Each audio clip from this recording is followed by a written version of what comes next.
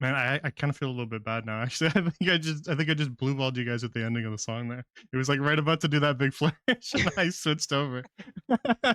Sorry about that, chat. But we're on to more important things. We're a little bit late. That's all right. That's because Candletree is slapped together with duct tape and chewing gum.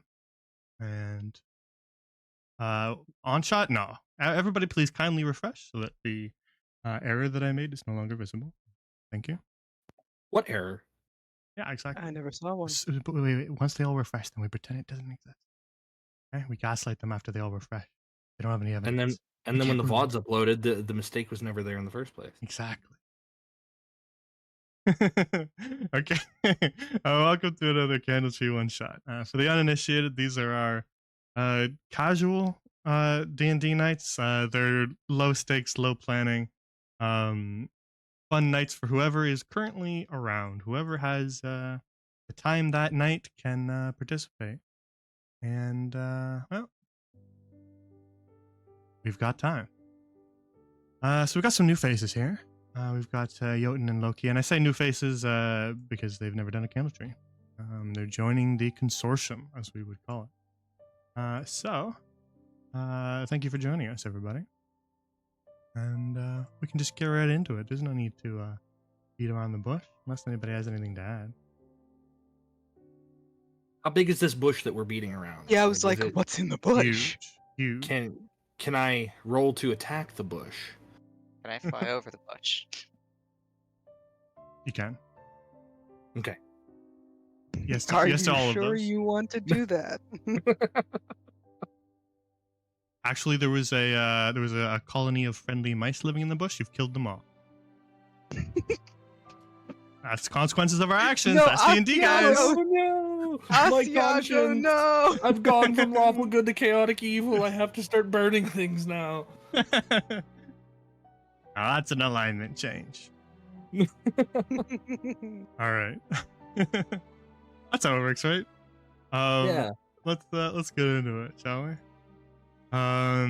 Those of you who are around for Luck Be a Lady, which is I think the most recent one we did. I don't remember. I don't know the order I do these in. Do you think I have that kind of long-term memory? Yes, it was. I'm 600 years old. I forget things all the time. It was? Okay, cool.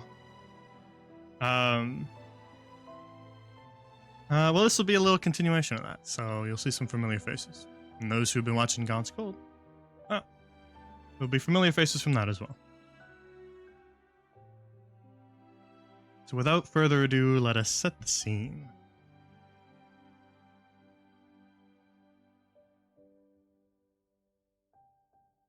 You're all in here. Perfect. We're all here. We're all here.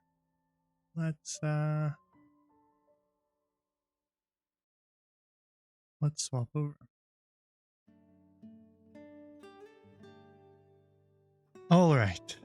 So, our dear scholars of the Candletree Consortium, you find yourselves in the midst of a lazy afternoon. Most of the other scholars are busy studying their own little projects or off on a trip, visiting some far-off land to find some far-flung artifact or object. But right now, you guys find yourself just sort of peacefully working. And as for what you are working on, that is up to you and your own interpretation of how you might spend your time. But you notice maybe some restlessness at your table as you work. And maybe you're restless yourself. You can decide that. But there is certainly somebody who's restless, and Elspeth, the blonde elven woman, who's not officially part of the consortium, but she is a long-time mentee of Avogadro Candletree, is just kind of milling about downstairs, perhaps bothering you guys, perhaps not. But she kind of just leans her head down on the table, lets out a very long sigh, just audibly signaling her boredom to the whole room.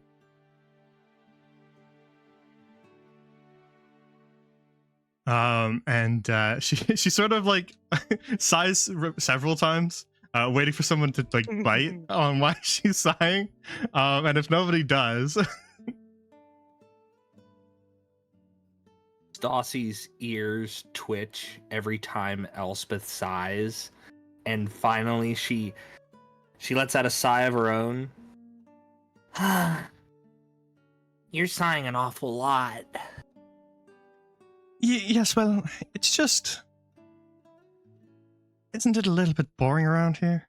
Does anyone else find that? Well, no, I've been counting your sighs, and we've been at 51 if you count that last one. Oh, gods, has We're it been? 53. Has it been that many? She looks at you, Penvar. Has it been that many? What? Oh, I'm seriously studying here. How am I supposed to count size while there is magic to be taught? You can study with all of that sighing, and Stassi's just like tapping her foot like really, really impatiently underneath the table now. But yes, to answer your question, it is boring. It is very boring. Then let's do something fun already. There's plenty of stuffy rooms to study in later, no? Isn't there something we can do? We could study in another room. Well, that's not exactly what I had in mind. Hold on, what day is it? Does anybody know? I sometimes lose track. She looks around at the days now. She looks around at the group. If you feel your character would track what day of the week and month it is, like tracking the calendar, then tell me. If not, feel free to say you don't know. Since I know you guys don't know the months and the days and all that, that's on me. But if you feel your character would, then let me know. Stassi tracks like lunar cycles, so she would more than likely know what day and month it is to know, like, hey, a full moon's coming up and things like that. Then Stassi, today is the 7th of Amarthus, which is the hottest month of the summer. It is the 7th of Amarthus, by my last recollection. Is it? Well, then I know what we can do.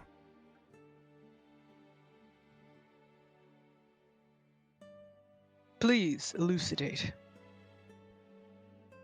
Well, in Ikamura, where I was living for a time, the 7th of Amarthus is Tanabata. It's the Star Festival. Do you want to go? The stars. Well, it beats being here. Stassi closes her book. I could festival. I mean, yes, I suppose. Ikamura was an amazing place. Plus, those dumplings. I need to try them again. But we might have to convince Avogadro to use the Cosmos to get us there. Is anybody in his good graces right now? I'm, well, you know, Penvire. Ah, yes. I suppose I could probably make things happen for us. All right, perfect then. Let's go find him. Rockets up from her chair and moves to the door, turning back to make sure you're all following.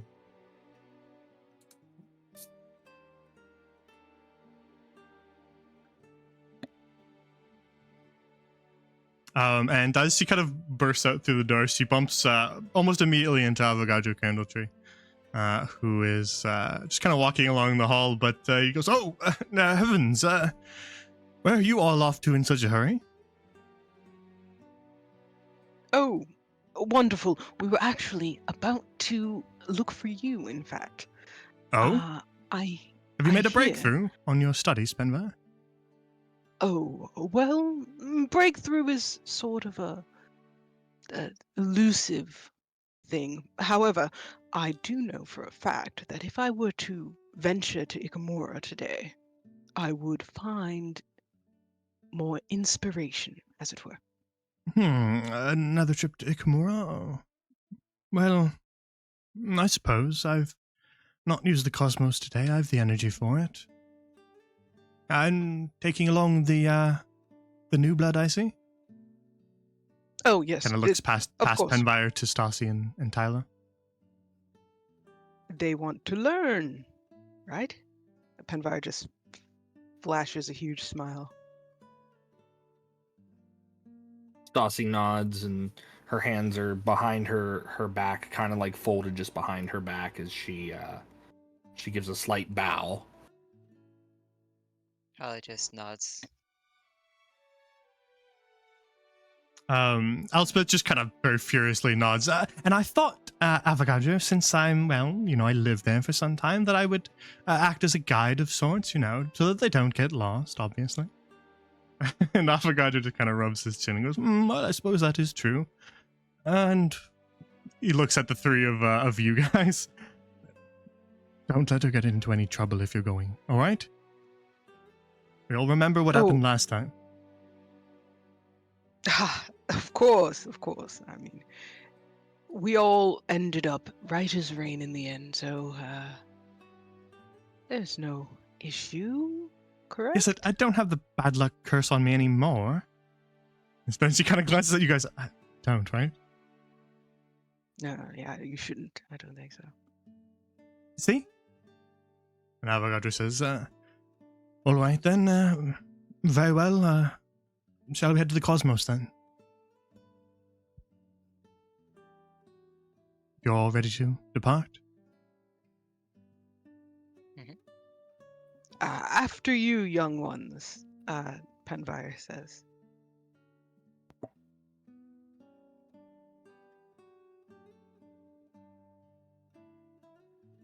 All right. So the group, you follow Avogadro out through the main hall, past the tree with the candles in it, and up to the winding tower, that staircase that is lined with bookshelves, as it winds around and around and around the tower, all the way up to the very top of it, which overlooks the city surroundings, and you can even see the port harbor and the ocean from there. And then you arrive in Avogadro's Cosmos.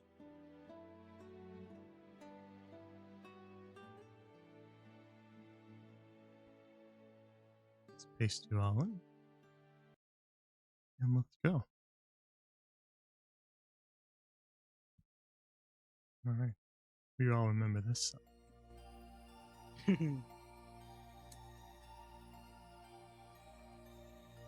All right. So Avogadro leads you all into the Cosmos, and he sort of just assumes that you're kind of guiding them, Penvar, as you've done this countless times now.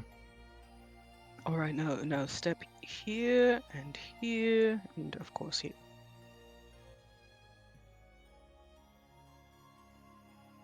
So you all arrange yourselves on the raised up platform that glows with that arcane light, and Avogadro steps over to the whirling, interlocking rings that make up his orrery, and begins to channel some magic through it. And as the spell completes, he just kind of looks towards the four of you and goes, the Star Festival, eh? Well, do try to make it educational. And then you feel a lurch in your stomach as the entire floor seems to drop out from under you as you fall through empty space. And you fall for some time through an empty void streaked with stars, and then you feel the ground rush up to meet you, and there's another lurch in your stomach as you are teleported away.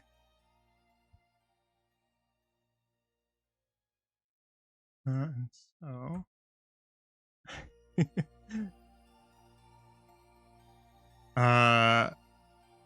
Penvar, you've been here already, so I'm gonna let you auto succeed this. Tyla and Stassi, can you make dex saves for me? Yeah, you got it. He gave it to you, Penvar.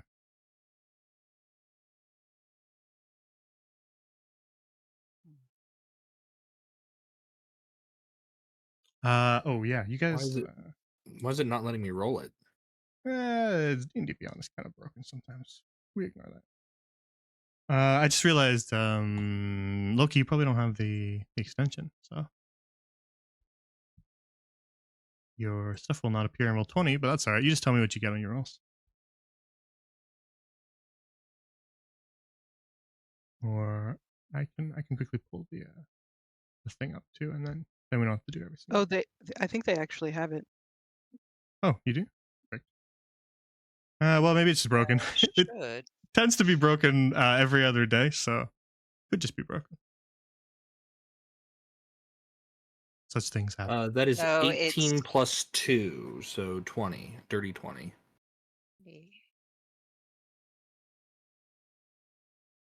Yeah, just a dex save. Did it not roll? Tyler? You did? It finally did, but it. Hmm. Well, I rolled 18, and then I have +3, so 21. Okay, perfect. All right, 18 and 21. All right, so let's bring you all here. What occurs then is this. So as the ground rushes up to meet you and you feel that lurch in your stomach, you find yourself in strange surroundings. Unlike any you've seen before, unless you are Elspeth and Penfire. Stasi and Tyla, as you feel that lurch and the ground rush up to meet you, you find yourselves just standing on the very edge of a fountain, sort of your heels just sort of poking right overhanging the water itself. But with both of your successful dex saves, you don't topple into the fountain. I was gonna say I didn't know if I needed to use my my racial ability to add a D4 in case I failed. So No, with okay. With an 18, you're all good. So the two of you do not tumble into the fountain. And Oh yes, mind the water.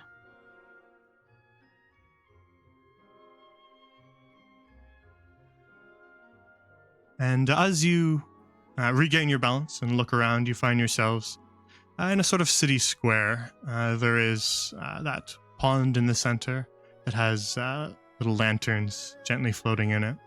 And at the heart of that fountain is a suit of armor that's kind of long, rusted away. But it has a little plaque next to it, General Sanamichi Yamada. But the square itself appears to be empty. You can't see anybody milling about or even just walking through. It seems the denizens of Mizugane, the city which you currently stand, might be busy elsewhere. What would you like to do? I thought you said this was a festival. Well, they don't have the festival in the square. Tanabata's held elsewhere. Where exactly elsewhere? Go on. I'll lead you.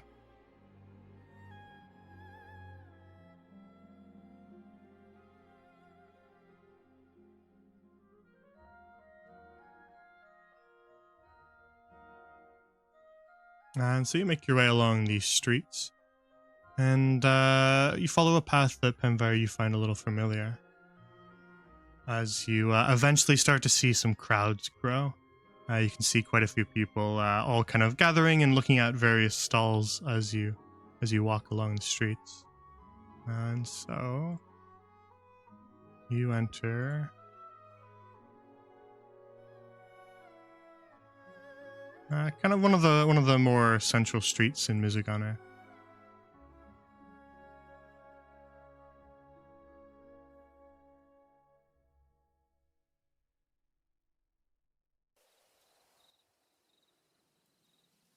And even though it's kind of just after evening, the sun is set and the moon is rising high in the sky, surrounded by a blanket of stars. The people are still up and about, kind of excitedly talking to each other, gathering around some of the stands. You can smell food sort of wafting through the air.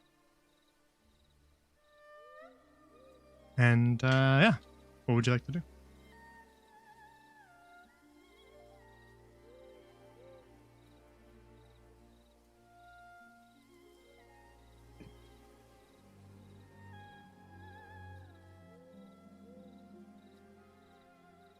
Penfire is going straight to the dumplings. So yeah, you see a little dumpling stand. The same woman who was selling them last time is now a little busier. You can see people kind of lining up to get them, but the line kind of dwindles down and you find that gap, Penvire, to visit. And so as you reach the front of the line, Penvire, what do you do? Greetings, my good woman. I have attempted to try to recreate these on my own, and I have failed miserably. But well, it is here. a family secret. She kind of gives you a little smile. I'm here with two who have not tasted these, and we need to rectify that at once. Very well. How many would you like? 4, please. 4 coming right up. And she gets to work, each kind of passing you out a dumpling wrapped in parchment. And so she kind of hands you 2 and hands Elspeth 2. And you can pass them out. You pay her the paltry sum that they cost. Just out of pocket. Penvire will give one over to Stasi and say, you must try this. Stassi looks at it for a second and then back to Penvire. What's in it? Good things, and it's delectable, all right? Just trust me on this. It will change your culinary aspect of life. Stassi sniffs it. Is there meat in it? Mm-hmm. Yeah. She wrinkles her nose.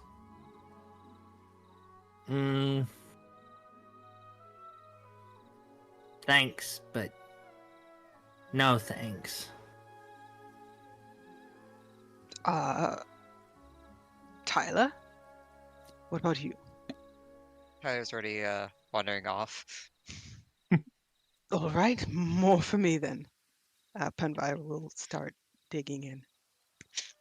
Elspeth as well has started eating one. As you're kind of talking, standing in front of this stall, Penvire and Stasi, the woman who's tending it, Limsa as well, with kind of long drooping ears, just sort of pipes up and says that they are grilling vegetables down the road around the corner. If you're interested, she just kind of like wiggles her ear a little bit, just kind of giving you like an affirming nod sort of gesture in hush, Stasi. Okay. I was gonna say, is she speaking hush to me? Because I want to. It's like, again, there's no like verbal equivalent. It's just sort of like reassuring gesture, essentially. Okay. Well, thank you. I'll check those out. What have you got here? And she's pointing to the table that looks like it's got like linens and threads and things. So she has like just strewn across the entire counter that she's standing behind. Just all sorts of multicolored cloths. They look very like soft and almost like silky. And they bear countless patterns. But you can see that she's got sort of hung up along the wall here that she's standing in front of. Sort of festival garb, yukatas and kimonos. And so she's selling clothing. But as she sees you looking around, she actually says, well, actually, I'm just tending the shop for someone else. I'm not much of a seamstress myself. But she should be around here in the festival somewhere. Her name's Orihime. So if you really want one for yourself, you could find her and ask her to take a moment to get you one.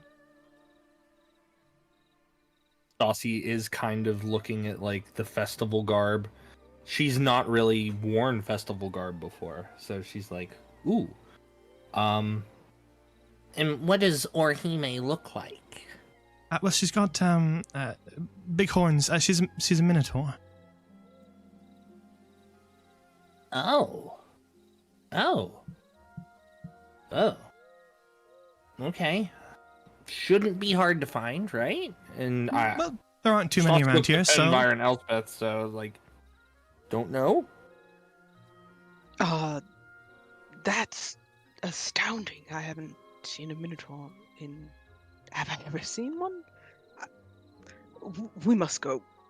We have to go find them.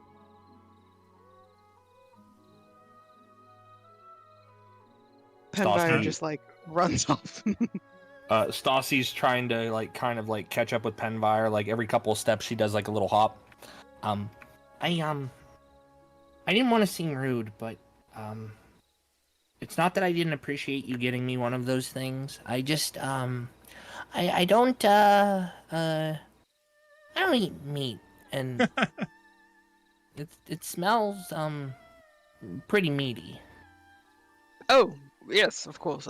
Oversight on my part. However, they are delicious. Yeah, I will Elspeth, not- like with her mouth still full of the dumpling, just I forgot that meat is poison to your kind. Oh, poison! Of course, of course. Ah, I should have remembered. Penvire takes out his notes and starts writing poisoned meat to Limsa. Very bad. Okay, So, I someone just reads Penvire's notes and it just says poison limsa meat. It's just, what on earth? What is this man planning?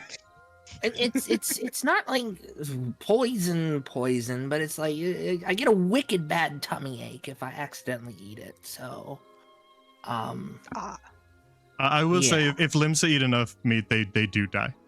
Yeah, Oh my God. just for out of character reference, they do die. It is actually poison. Oh my goodness. Yes. If they again, accidentally I ingested a bit, they would get apologize. sick. But if they just like full on ate like 3 steaks, they would die.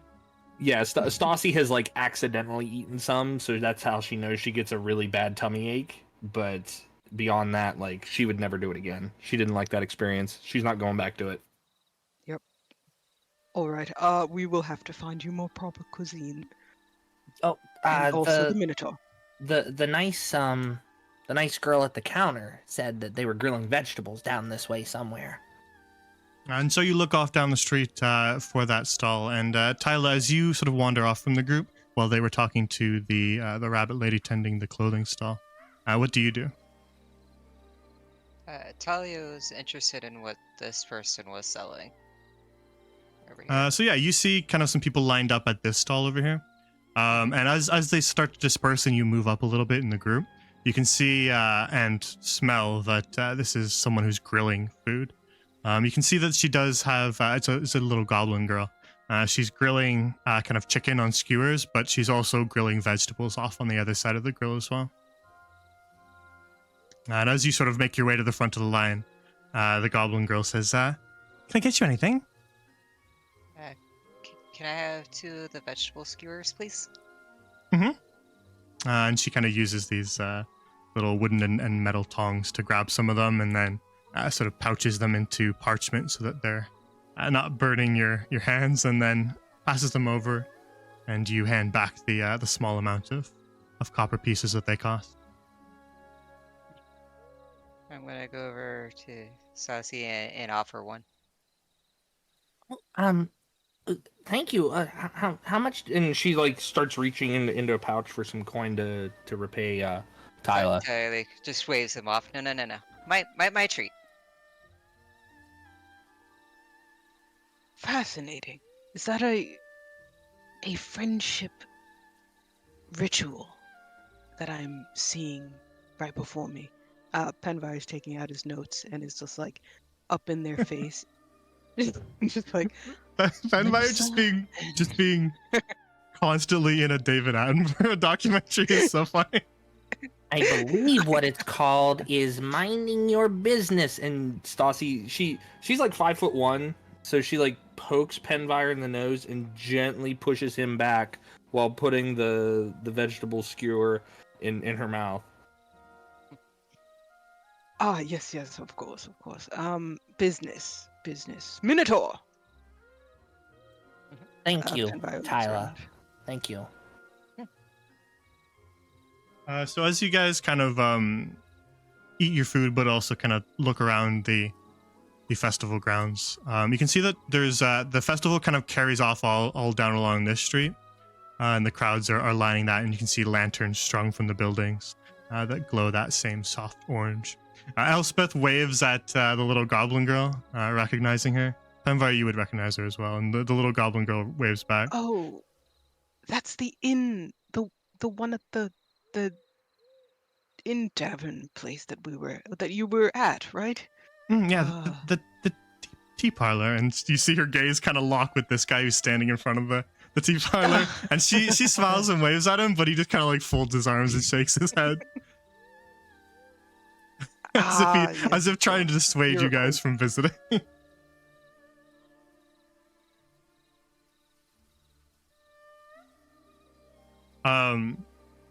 Tyler that gesture and makes Tali very interesting. Tyler and you and Stassi walk up to him, and he kind of he drops that frown that he was giving Elspeth and Penfire to look at you guys instead, and he gives you a cordial smile and says, I'm afraid that the tea parlor is closed for the time being, with the festival going on. But once the festival's over, we'll be opening back up again and serving tea.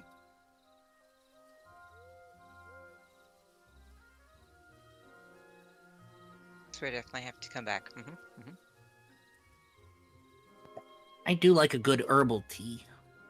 Well- Herbal teas are very yummy. That we can provide. But again, once the festival's over. Okay. You know, I feel like I once fought an old man here.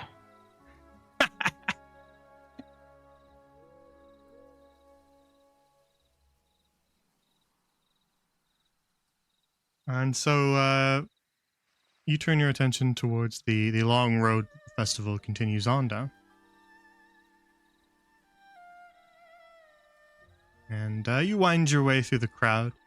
In certain places it's busier than others, and so you kind of have to, shoulder your way through the crowd a little bit as you move. But eventually you find that the street kind of opens up again. There are sort of houses on either side and little shops. A lot of them are closed because their owners are at the festival themselves. But eventually the left side of the street opens up into a canal, and from there you can see a little garden. And this appears to be where sort of the festival is centered around.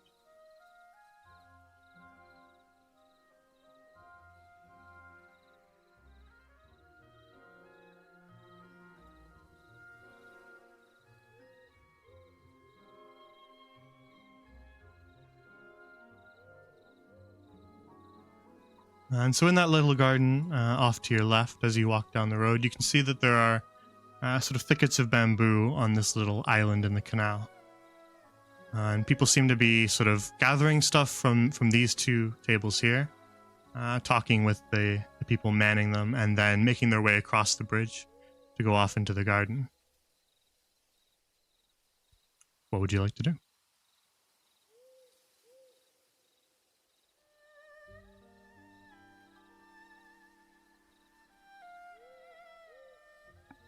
Oh, see, I don't think I got to come over here last time. I believe there was some construction or something in our way. Construction, yes. I think so. It's like they finished it This up in is time for the marvelous. festival.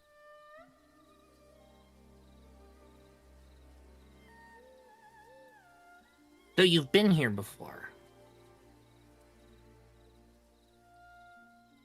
I mean, Elspeth used to live here. She nods. She found herself in a spot of trouble, and we were able to help her out. Yeah, very grateful for that, by the way.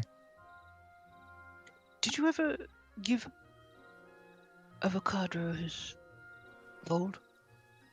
Of course, yes. All right. What kind of trouble were you in?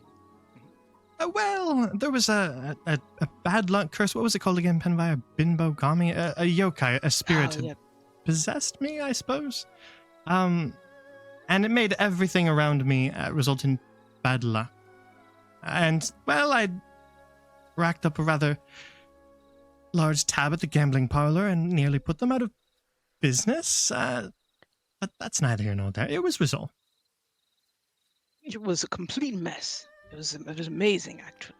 I've never seen anyone as unlucky.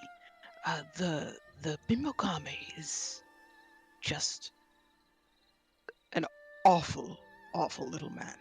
Truly. Glad we got rid of him. And so as you look around, you can see that it does seem like people are sort of centering around these two booths. They seem to be important. And as you glance towards them, Elspeth starts to explain. Well, I suppose I ought to explain how Tanabata works for the uninitiated. You see, the purpose of the festival is to each write a wish of your own.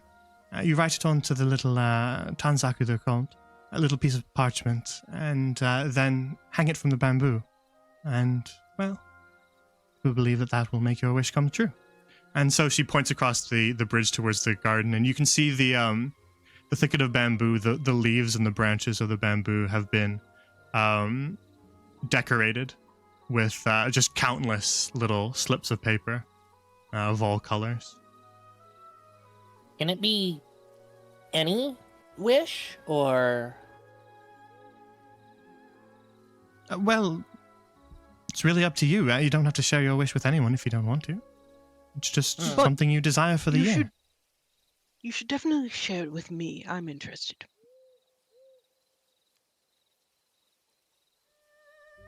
Penvire looks at you expectantly.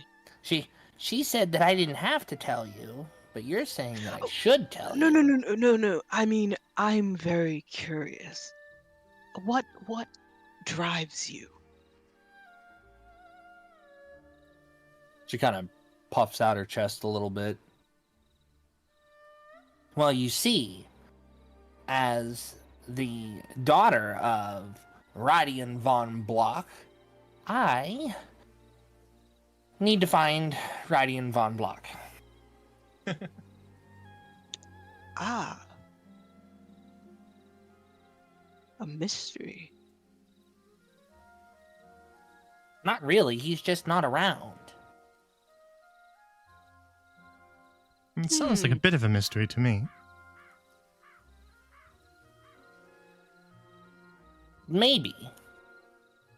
And Is it a missing person? Stassi gets in line. She's like, I'm just gonna wish to find him. Ah. That's very smart. It's good wish. So there are kind of two little tables, and you can line it up at each one. They're just sort of splitting the crowd so that the crowd doesn't block off the entire street as they line up. Well, you've lined up in different lines, so I'm not going to give the same spiel twice. So we will say, flip a coin. You know what? Tyler lined up first. We're going to go with Tyler. But you guys get the same spiel on the other side. And so as you reach the front of the line, Tyler, the elven woman behind the counter says, welcome. Would you like to write a tanzaku for Tanabata? Yes, Well, there's no charge, and so she kind of fans out an assortment of paper and lets you pick the color. I figure I'd pick a teal one. Very well. Yeah, there is basically just every color possible, so to your choice. They got every shade, every single shade. There's 17 billion pieces of paper on this table. They've got gray, they've got light gray, they've got steel gray, they've got But yeah, you pick your little piece of paper, and she kind of like cocks her head a little bit and says, is this your first Tanabata? Yes. Well, I can explain how it works if you'd like. Yes, please. We've brushes here, and you can write your wish on the tanzaku, and then you hang it up at the bamboo behind us. You can hang it up on any bamboo, really, but most folk like to use the garden here, because it's really the perfect setting, isn't it? You might notice that some of the tanzaku have been folded. A lot of people around here like to fold it up into a crane for Amata, the sun goddess. So, if you'd like to do so yourself, please feel free, but it's really not a requirement. It's just something that locals like to do. Can you fold it, since I don't know how? I'd be happy to if you'd like me. Yes, please. And so as she's kind of continuing to explain little facets here and there, she begins to fold it. You can tell that she's probably done this like a million times because she's not even looking at it. And so before long, she folds all the little creases in, and then she smooths it back out again so you can write on it. Just follow those creases there, and it'll be perfect. Okay. They write theirs, and then attempt to fold the crane. Yeah, do you want to make a check to see if you do it perfectly? Sure. All right. Yeah, make a sleight of hand then. Sleight of hand.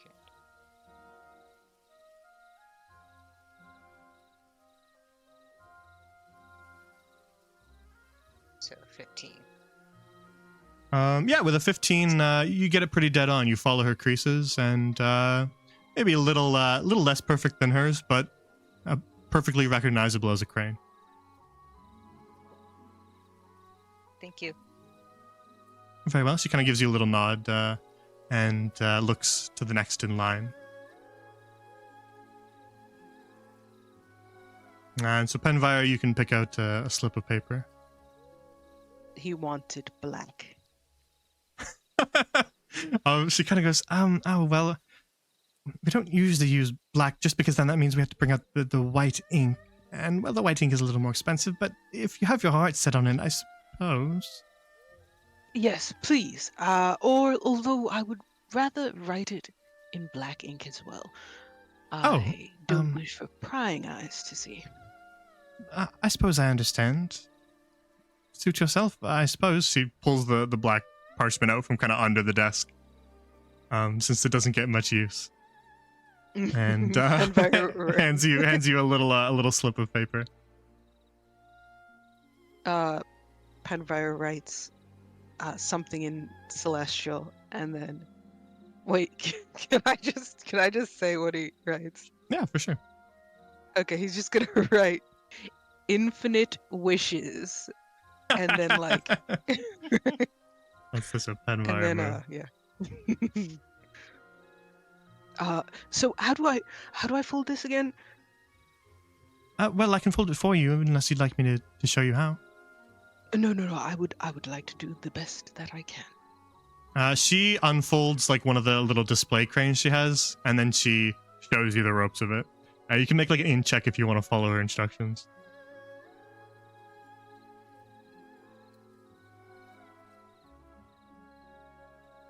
Is that working? It's not working. It's not popping up, but just tell me what you get. Why is this? This is weird. I don't know. It's not showing. Like I me. said, D&D Beyond, they break it every other day. I don't know what their back end devs are doing, but Wow. Okay, I'll just D20. yeah, or just if it's not rolling at all, or it's just not showing. Yeah, it's not rolling at all. The classic D&D Beyond sabotage the entire function of the game strategy. I see. Yeah. Okay, so 20. Classic. Okay, perfect. So yeah, you follow along perfectly, and you have a perfect little crane. It looks like she folded it herself. Ah, wonderful. Thank you. He's very proud of himself, and he's gonna start towards the bamboo. He's also gonna call. Wait, any bamboo? Does it have to be living bamboo, or could it be? He's gonna gesture to like the bamboo on On the bridge. the roofs or the bridge. Well, some folk do hang tanzaku from buildings, yes, but the traditional way to celebrate it is to hang it from growing bamboo, yes. Penvire will just smile and say, "I'm not one for tradition," and he's gonna hang it off of the bridge. Very well. So Stassi, you reach the front of the line and are offered the same assortment of paper. Stassi looks for an imperial red color. Yeah, they certainly have that. She writes on it, wish to find. Actually, as she hands it to you, she goes, "Conjo red, Huh? Well, it's just same color as the Conjo clan's flag. That's all. Oh, I suppose I don't know if Stassi's familiar. You would not be. Yeah. Yeah, but It's more like this red, and she points to the red on her own little uniform that she wears. Yes, it is quite a match.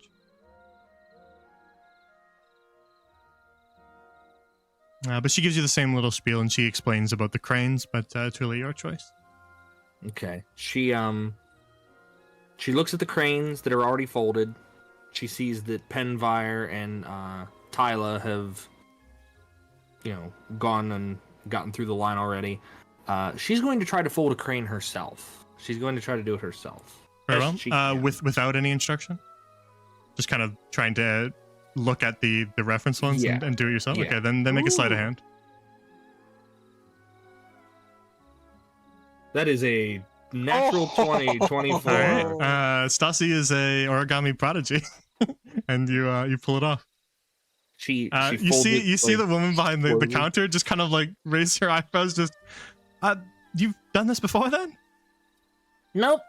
And she finishes like the neck or the wings of the crane, whatever the end part of it is, and she looks at it and goes,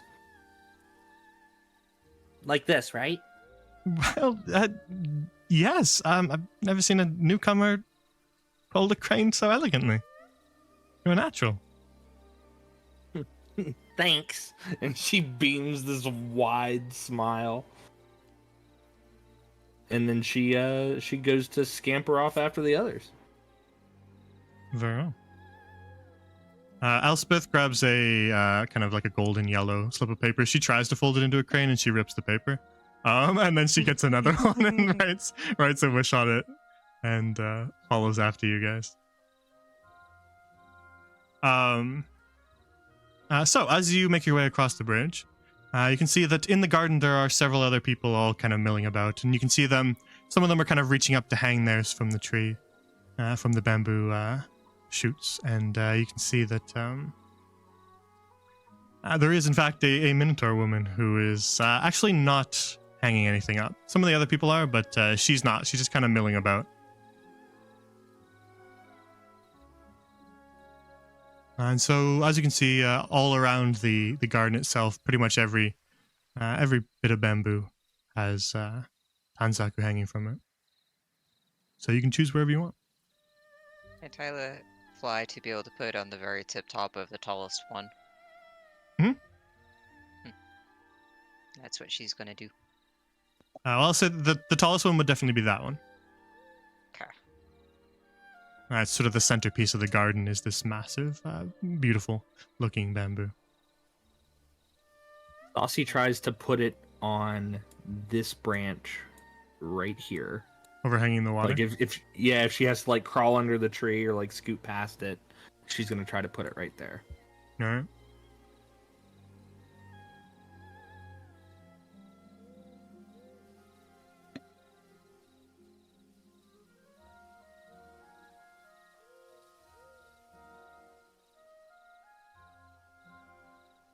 Penvar, what are you up to?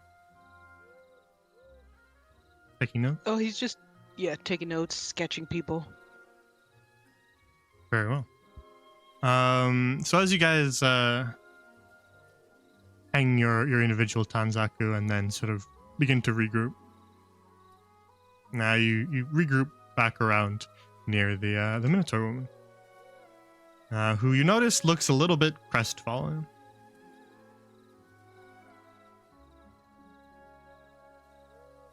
Tyler's gonna go up and ask politely if she could sketch her for her notes. Sorry, what? Can I please sketch your portrait? Oh, Yes, please don't move, You're don't move. right. Beautiful. She was like looking quite sad as you walked up, but she kind of is like trying to smile through that, and says, I'm afraid I'm probably not much of a sight right now. It's like nonsense. Beautiful in every way. Quickly starts sketching.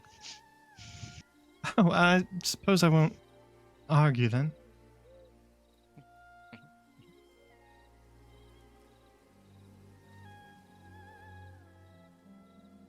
Oh, wait, hold on. Minotaur. Yes? She says, looking at you, Miss Penfire. Orihime. That's Oh. her name, I'm assuming. You all know my name? Your assistant, who was looking after your outfit stall, Oh, told us about you.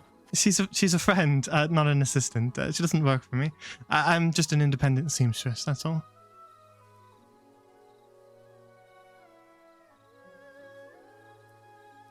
What makes you so independent?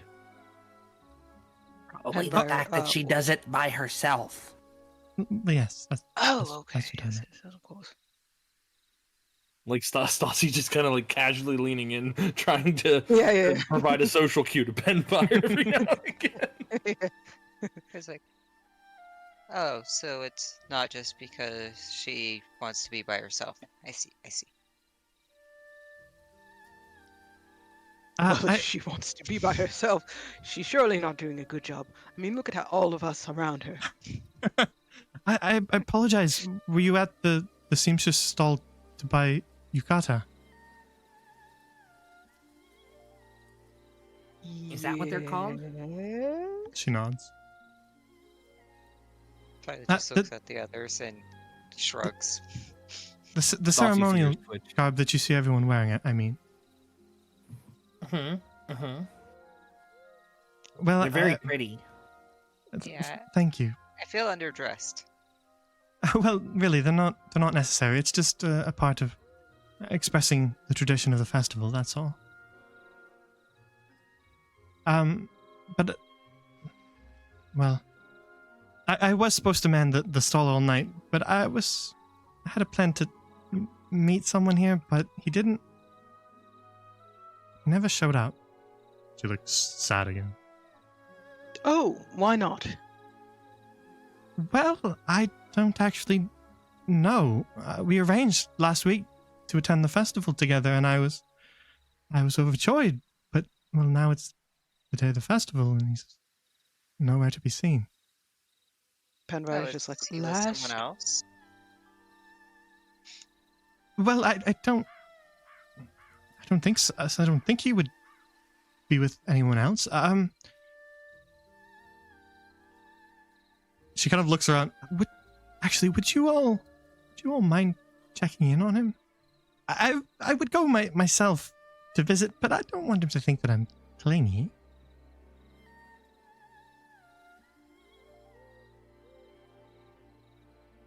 This week, sad. What? Oh, yes. Find him. Of course. Just find him, and we'll just see what he's up to. And if he seems like he's doing something important, then it's really no problem, and he doesn't have to come to the festival with me. But I would just like to know. But also, I feel if I go myself, then he might be put off by that. Do you understand? So sending for What? strangers is less clingy. Okay. Well, when you put it like It's that, it's certainly less strange. Is it? No. So is this a But wellness there- check? Sorry, what was that, Tyler? Is this a wellness check? Are we checking to make sure he's alive? Well, I just he was supposed to be here, and well, he usually doesn't miss anything important like that, and so it's not like him. That's all. Then a wellness check it is. Just Wellness stop check by it is. stop by the Forges. That's where he works, and just see if he's all right. For me, Oh, what's the name of this person? Are they also of such an impressive race as you? well, he is also a Minotaur. Yes, his name is Hikoboshi, and he works at No specimen to draw. Kanemaru Forge. It's just down to the south. If you follow the road, she points across the bridge to the road leading south. If you just follow that road, you should find it.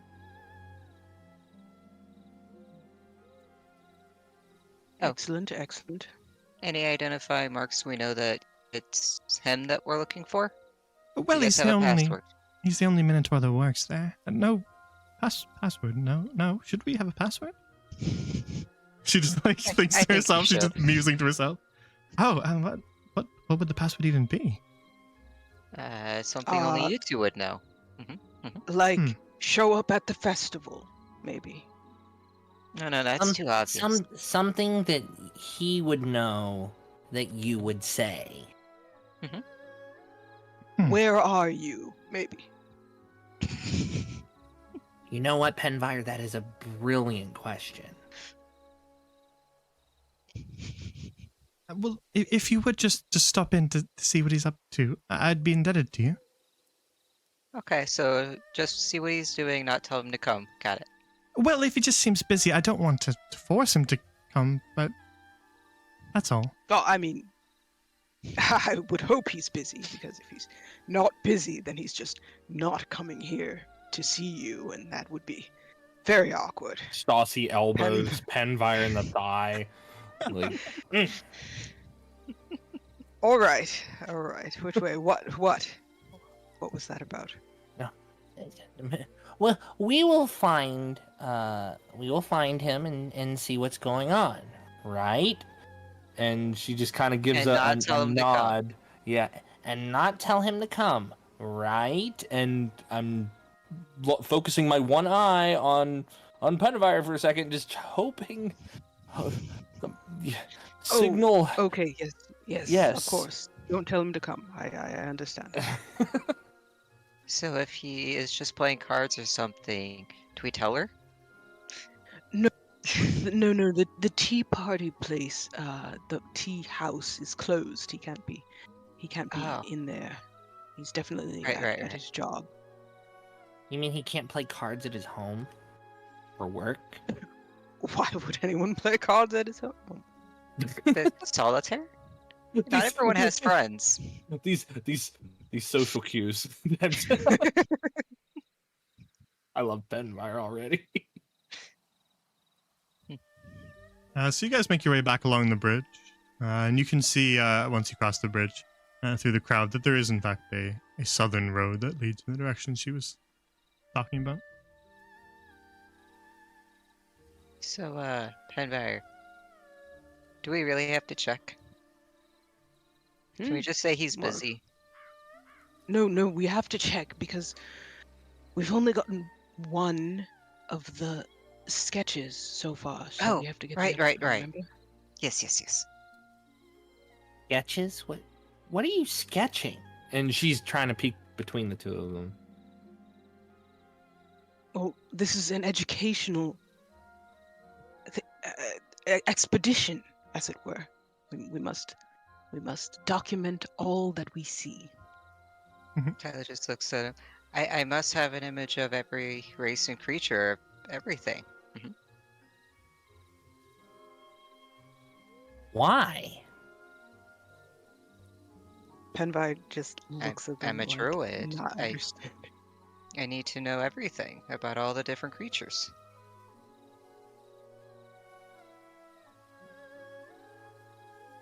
So you walk your way mean- along the road, and as you kind of get away from the festival, the streets are a lot less busy. Eventually arriving on the Artisans' Quarter, which is almost completely abandoned. You can see that most people have packed up their shops and they're enjoying the festival.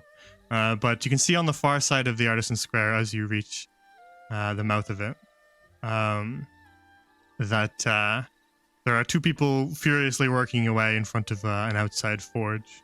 You can hear the hammering of anvils and hammers far off down the street, but as you approach, you can see these two fellows working hard.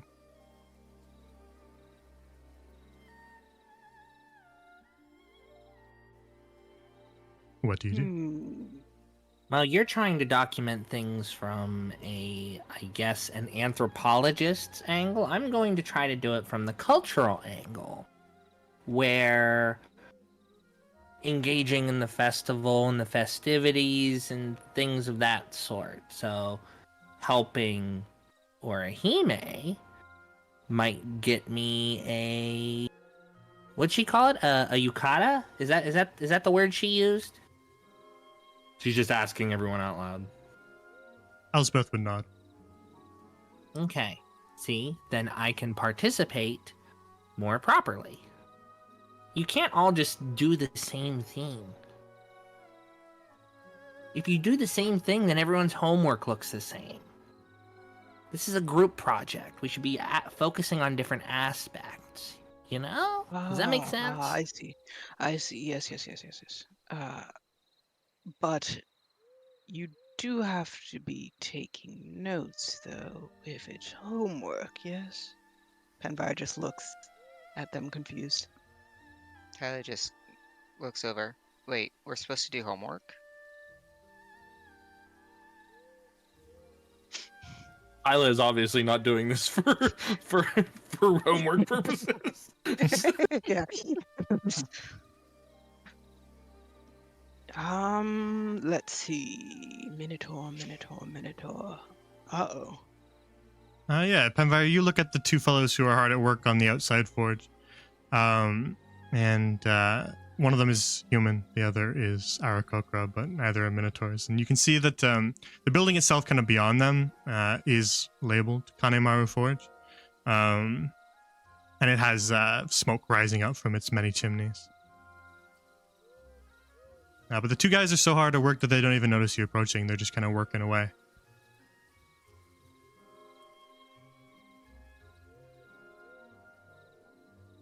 As you walk up to this fellow and like lean over him, like he like jumps almost nearly right off the stool that he's sitting next to, and stops hammering and goes, "By the kami above, you don't have to startle a fellow like that." Oh, my presence. Of course. Yes. What are you working on? I mean, specifically, Swords. schematics or such. We're forging swords, of course. And he points to the pile of swords that they've been forging. Expecting trouble? Well, personally, no, but this is what the boss has got us doing. And well, can't lose my job, can I? The boss. No. As you ask about the boss, Tyler, he goes, nudges his head towards the door and goes, "Yeah, he's working inside. Hasn't stopped for a good few days straight. He's working like a man possessed, he is." Does he know what day it is? I'm not sure that he does. All he talks about is forging more weapons, that's all. Try to get another word out of him, but that's all he'll talk about. So, what the boss says we do, and every time we try to stop and go, "Well, boss, we've got to go sleep." "No, more forging, more swords, more weapons," and well, here we are. Kind of Hey, gestures defeated. He's got dark bags under his eyes. As if a man possessed. Now, do you know if this boss of yours happens to be a minotaur?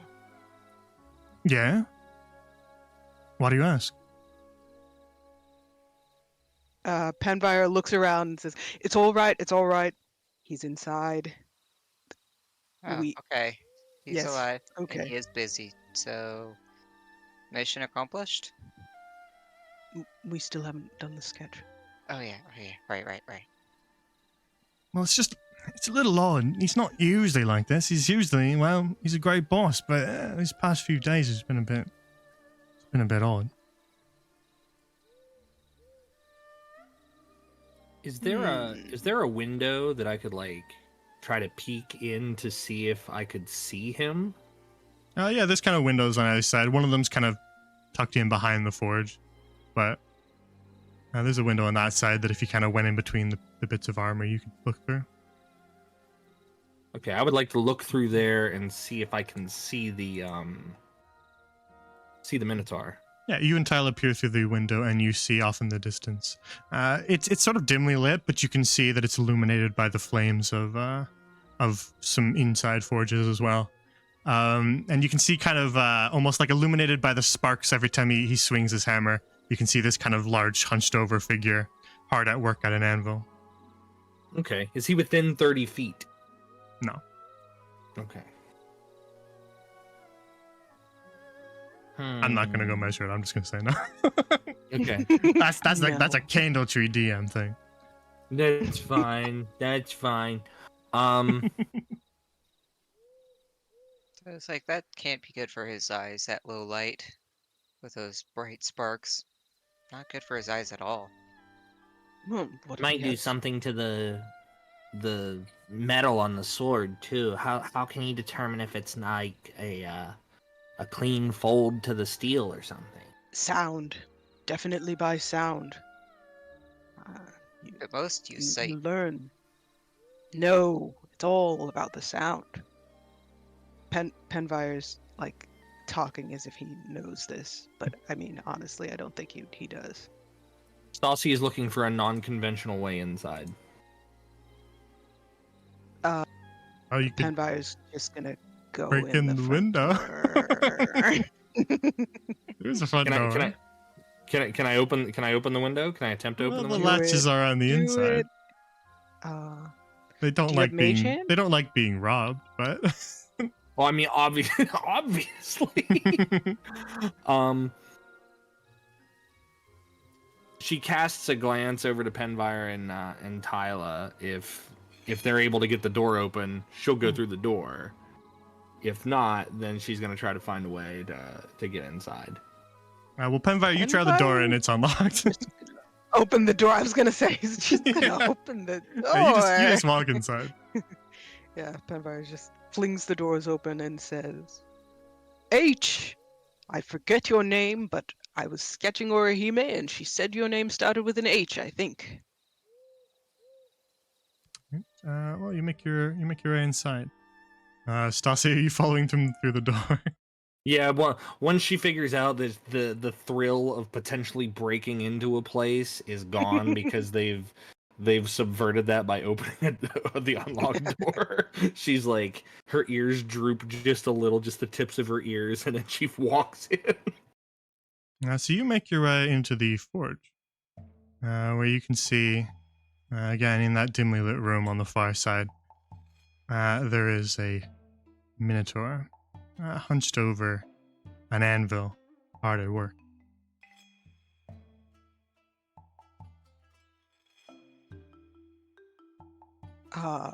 Does anyone else remember his name? He has a name.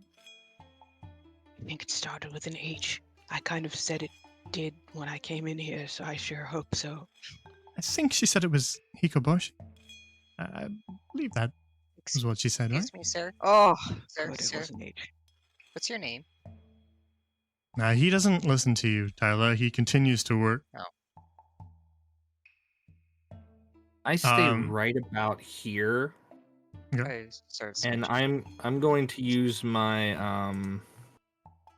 my awakened mind, and I'm going to try to speak into his mind. All right, what do you say? It's not nice to keep a lady waiting. Orihime's waiting for you. You get back. What? Who is that? Who's that? Who's there? And Stassi just stands with her hands again folded behind her back.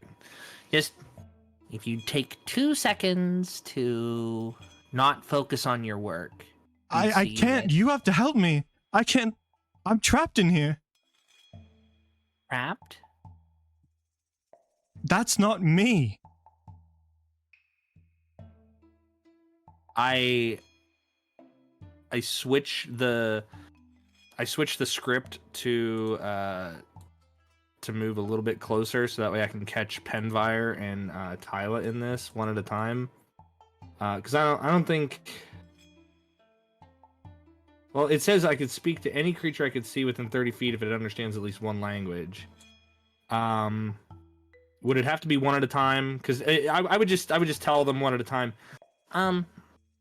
He's not engrossed in his work. Something has taken control of his body. According to him, anyway.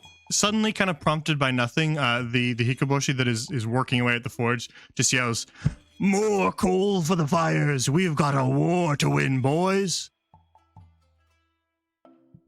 So Yeah, that's not that's him. where the coal is. That's not him. He ignores all of your talking, Tyler. He's just yelling to nobody.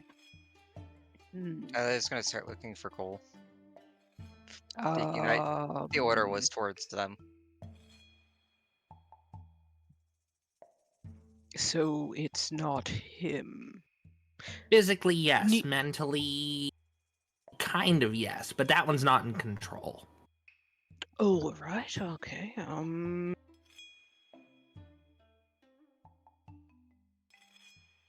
Should we push him? I don't know. Have you ever pushed a person who was sleepwalking? I've never pushed a person, honestly. Have you Well, seen if you my do, arms? if you do push him, don't push him towards the fire. That could be bad. Of course not. Of course But not. someone should definitely push him.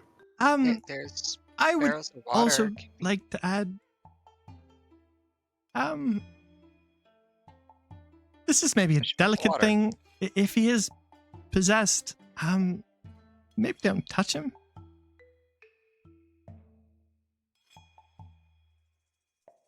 Okay, I mean, I can hit him with an eldritch blast, maybe it'll blast him back, but I feel like that's a No, little no, over. no, no, no. We You don't want to hit him with that. We don't want And, to hurt him.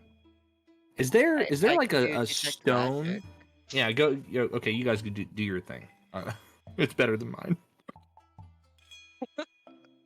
Wait, what did Tyler say? I can do detect magic, see if he's under a spell, but that's about it. That sounds solid. Wait, what was your thing, Stacy? I was going to pick up a rock and put some magic in it and flick it at his head. Okay, Well, maybe no, we no, maybe we yes. do the first. detect magic thing first. Yeah, we don't want to hurt him. definitely Tyler first. If he is trapped in bed, we don't want to hurt him. You didn't throw rocks at my head, which I'm very grateful for. I wasn't there. I mean, we were traveling with a rock man. That would have been very rude. And I suppose that's true. So detect away, Tyler.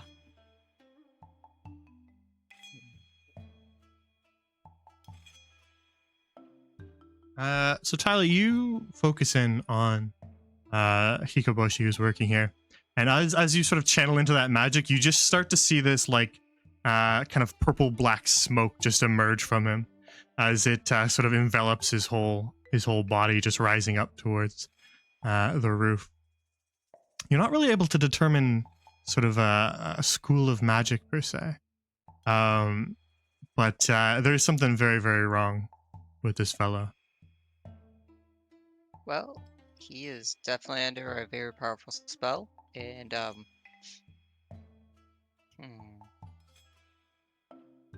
What kind of what school of magic?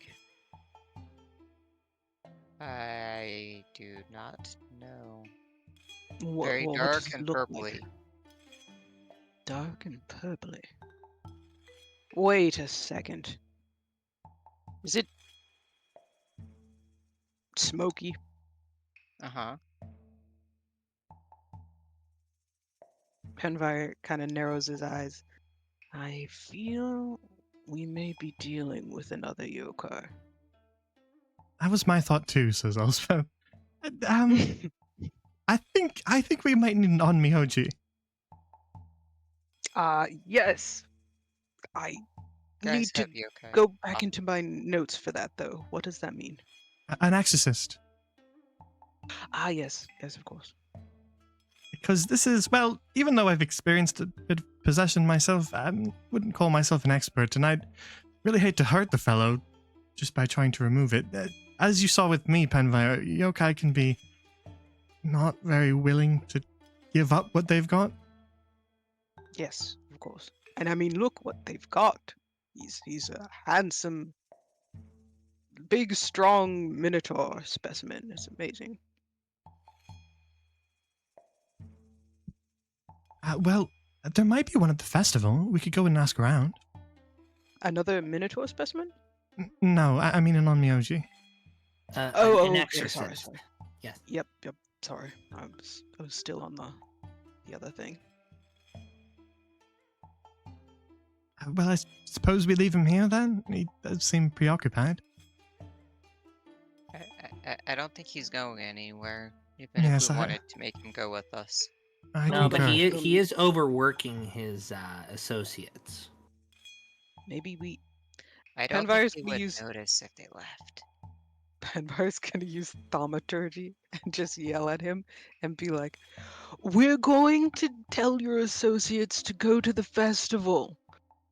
Keep at it. You're doing a great job." The Hikiboshi that's working just goes, "No time for festivals, lad. We've got a war to win." Yeah, I think it'll be fine. What war is he even talking about? There's no war going There, on. there is no Nikamura. war. Is there? Perhaps there's a war elsewhere? Well, unless anything's changed since we were last here, Penvire, I really don't think so. I don't know. Maybe I mean, there's a war in the yokais. exactly. sense. And there's always something under construction here. Well, at the very least, we better find an Onmyoji fast. Or he, well, works Hikaboshi to exhaustion. And, well, perhaps death.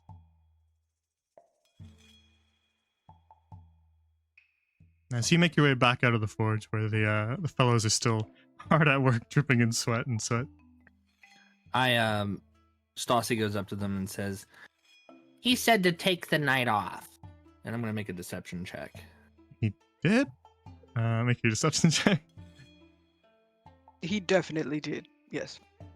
That's a 10. Really doesn't sound like him.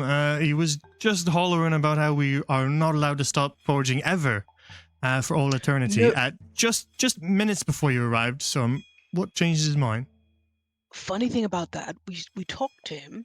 He realized that you needed at least the night off, and tonight's the night, boys. I mean, Yeah, take but it. you have to be back bright and early. Either Penvire can roll it, or Stassi, you can re-roll your deception since Penvire's kind of hopped on your little con here. What's How? your deception, Penvire? Is yours higher than mine? Because I only have a +4. I have a +5. Okay, I'll let Penvire do it. Yikes. Yeah, Pen, you roll it. 24? Why Why did that just happen twice? Nah, we'll use the 24. He kind of like hums and haws about it for a little bit, and then goes, "As much as I don't want to get fired, even if you're lying, I really do want a night off. All right. Yeah. Night off, right. I actually think I heard him say that through the door." Well, Excellent. he didn't say you couldn't go. Good point. He looks over at the other guy and goes, Haruto, how about we, go and get something to drink? Gods know I could use it. And the two of them just kind of quickly, before the boss could say anything else, they just rush down the street off towards the Tea festival. house is closed, by the way. I hope they know that. Well, they'll find out. They'll find out. Thanks for the assist. Oh yes, of course. You're doing a good job though. Like they're not very good employees if they leave just by someone else telling them to do so. Well, No, but he's we told also not a them- very good employer to work them to death and tell them not for all of eternity or whatever when there's no war really going on. Yeah, but Well, there even you could said be a it's not war. him doing it; it's the thing inside him. Right, but I mean, he doesn't have any control and they think that he's in control. Hmm. It's just a bending of a They little should bit. have realized that he's not acting normal and sought help for him earlier, rather Yeah, than but waiting I for us to figure it Well, out. not everyone don't has think they can first-hand read experience minds. in possession as well. I'm By the way, starting to think it's a Stassi, how- common problem here. How did you can you teach me your little trick? It's not really a trick, it's just something that you do. And then she pops into Penvire's head. See, it's like I turn it on and I can turn it off, and when she says turn it off, she just says turn it off. All right, but how do I learn that? I should have used that for the wish. I mean, Elspeth you says, just well, have to- to be entirely fair, there isn't any rule that says you can only make one wish. Actually, now that I think about it, I got that covered. I can make another wish. Yes, if you want to. I Or think should I can go up make as to the many as next I want. table. Wait, that means that my wish came true. Well, what did you wish for? Infinite wishes, of course.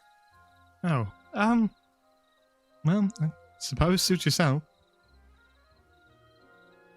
I mean, So it I does guess work. as long as they don't run out of paper and ink. Yes, I suppose that's not quite infinite.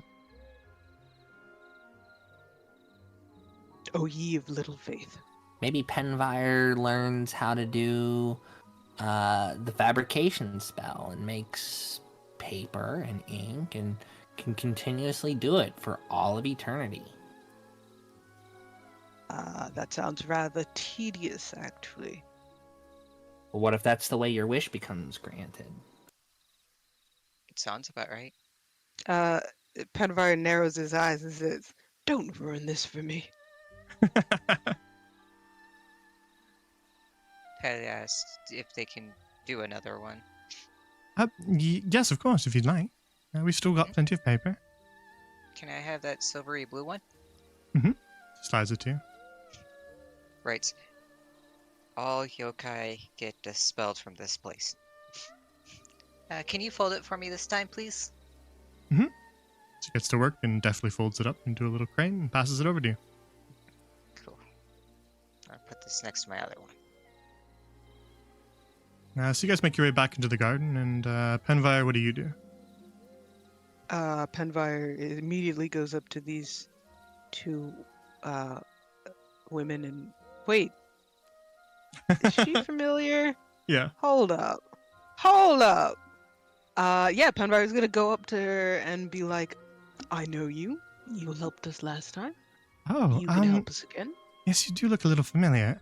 You had some sort of problem last time. Did you ever resolve that? We did, in fact, and we have the almost exact same problem again this time, and we would Oh. like help to resolve it. Oh, well, I'm afraid the rarities shop is closed. You say same problem? What exactly is going on? There is a minotaur. I was going to say man. There is a minotaur who is intent on war and needs to be at a festival. Oh, well, I'm not sure how I can help with something like that. Oh, the yokai, also possessed. Oh, possession. Well, it sounds like you need an onmyoji. I gave that advice last time as well. I believe you did. Well, with the city so crowded on a festival like this, there's bound to be one in the crowd. You'd ask around. They traditionally wear rather recognizable garb, so I'm sure someone would have seen one. Garb such as that?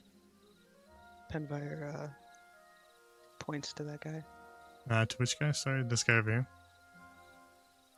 Oh no, that's the traditional wear of the monks of the Amada Shrine, to the east of here. All right. What exactly does their garb look like? Well, usually dark robes, and they carry a staff on them, often. Though I suppose I don't imagine there's any hard rules for that. But it's called an onusa, the staff.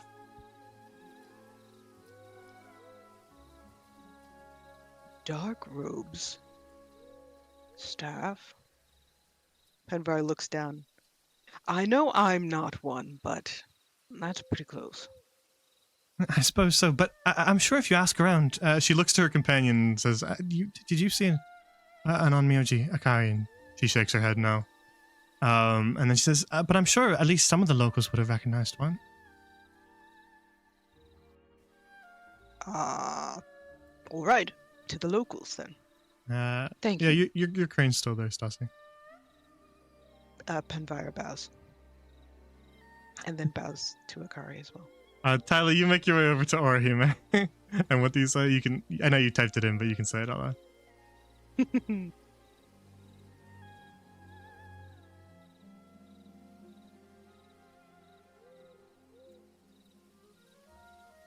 Muted? Muted. I'm sorry. Goes up, bows slightly. I am sorry to inform you that he is too busy to come to be with you at the festival. Oh, is it something important at least? And Elspeth kind of steps in and goes, well, he's possessed by a yokai, we believe.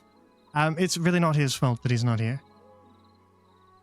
Oh, I mean, depends if he's the reason why he's possessed. well, speaking from first-hand experience, you usually don't choose something like that.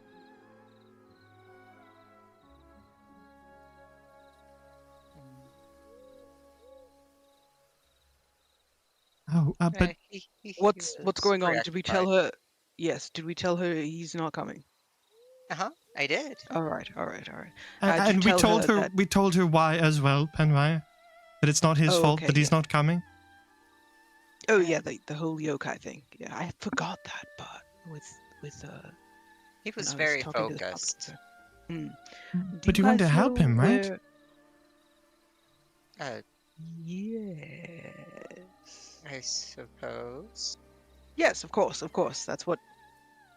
I mean, we don't know what kind of yokai this is or anything. This is all new, Visions of- fascinating. Visions of Avogadro Candletree loom over you in your imagination, and how disappointed he would be if you didn't take this opportunity to discover this. Yeah, Penwire. exactly. That's what he's thinking. He's like, this is supposed to be educational. We definitely need to do this. Well, would I get to see this yokai so I could get its image? Well, we did see it last time, says Elspeth. Isn't that right, I Penwire? was like, He was repulsive. Ah, yes, we did see uh, the old man. I would very much like to get this yokai outside of your Taylor just cocks her head at Orihami. Rimi. Oh, well, it's not like we're boyfriend and girlfriend or anything like that. We're just interested in each other. She's kind of getting all timid. Oh, yes, he's wonderful, by the way. Oh, thank you. I think so as well. Very driven, very focused. Yes. But if it's possession, you say, then we really ought to find an onmyoji. Actually, I heard that the young girls, when I was walking across the bridge the first time, I did hear them talking about something like that. She points across the bridge. The girls across the bridge saw them? Yeah, she points in that direction. Ah. You could try alright. asking them. Okay, Yes, chin up. ask We will little girls. rescue your boyfriend. Oh, well, it's really nothing like that, but it could be something like that. She's like muttering to herself as you walk away. Yes. Aren't we And, forgetting someone?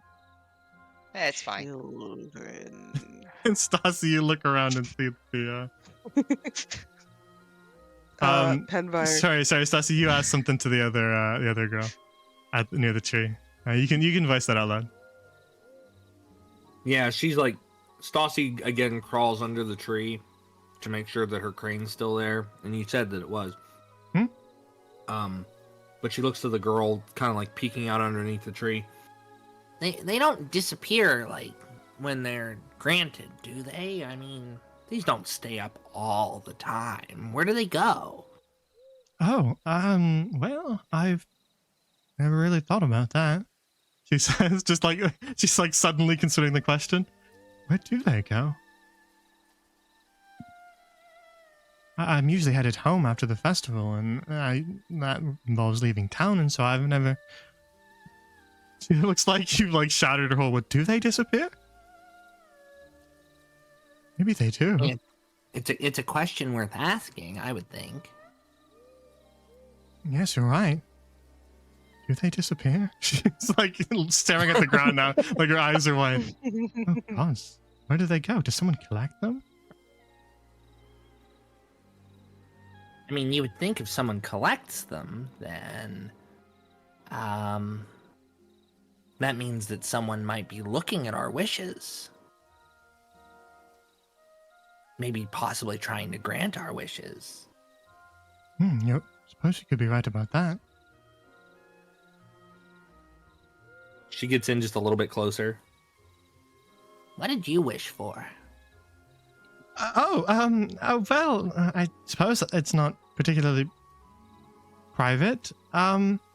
She grabs, just kind of, well, not like grabs it off the tree, but just kind of like angles it a little bit so that you can see it better. She's got a bright red one, the same color as yours, actually, Stassi.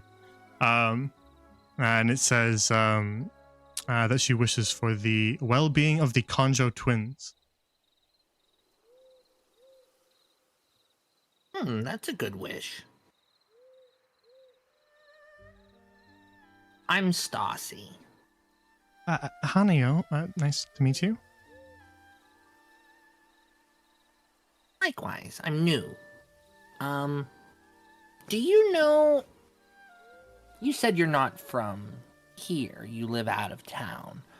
Do you know... No, I live up in the mountains in Conjo territory. Oh. Do you know exorcists by chance? Well, Or know of them? I've seen a few around in my travels.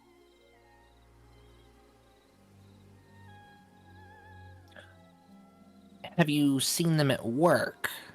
Well, I can't say I've seen that. I suppose that's lucky, though, right? Well, I guess so, in a way. Well, typically, if the Myoji needs to be called, it's usually not a good situation, so I suppose it's a blessing.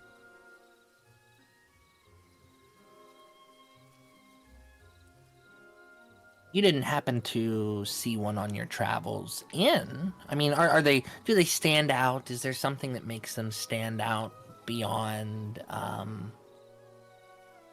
now that you say that, I think I saw an Onusa over the heads of the crowd at some point. Though I don't really know where they went. I wasn't really watching for them.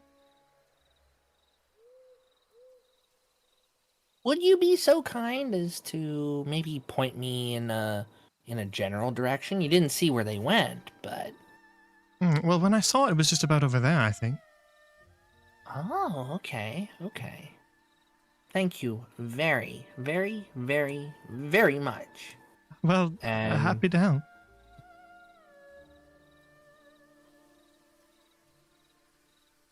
She kind of nods her head. maybe we'll see each other around the festival. Certainly possible. You should try some of the grilled veggies. They're really good. That's a good idea. She gives it kind of like a thumbs up. She's like, but not the dumplings if you don't like meat. Oh, well, I do like the dumplings. I'm sure they're delightful. I've been told so. She nods. And she's like, catch you later. and scrambles off. Gives you a little Pen wave. Bar Oh, over here. I will add. Lastly, I didn't say this, but she does have a samurai sword across her back. Ooh, You started the conversation off, so I Whoa! completely neglected it. But she is carrying a samurai sword strapped across her back. She's wearing like the traditional garb of the festival, but across her back she has a sword. The hilt of the sword is kind of like the sword guard itself is in the shape of a flower.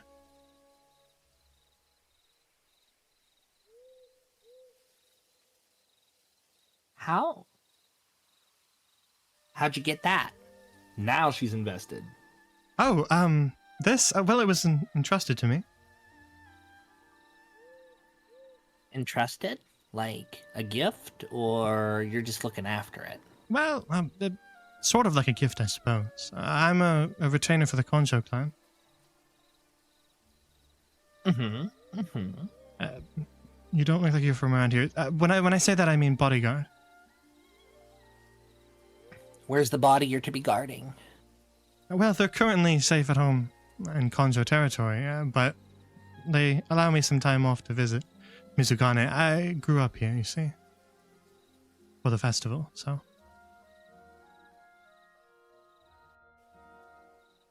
So you're not guarding anybody right now?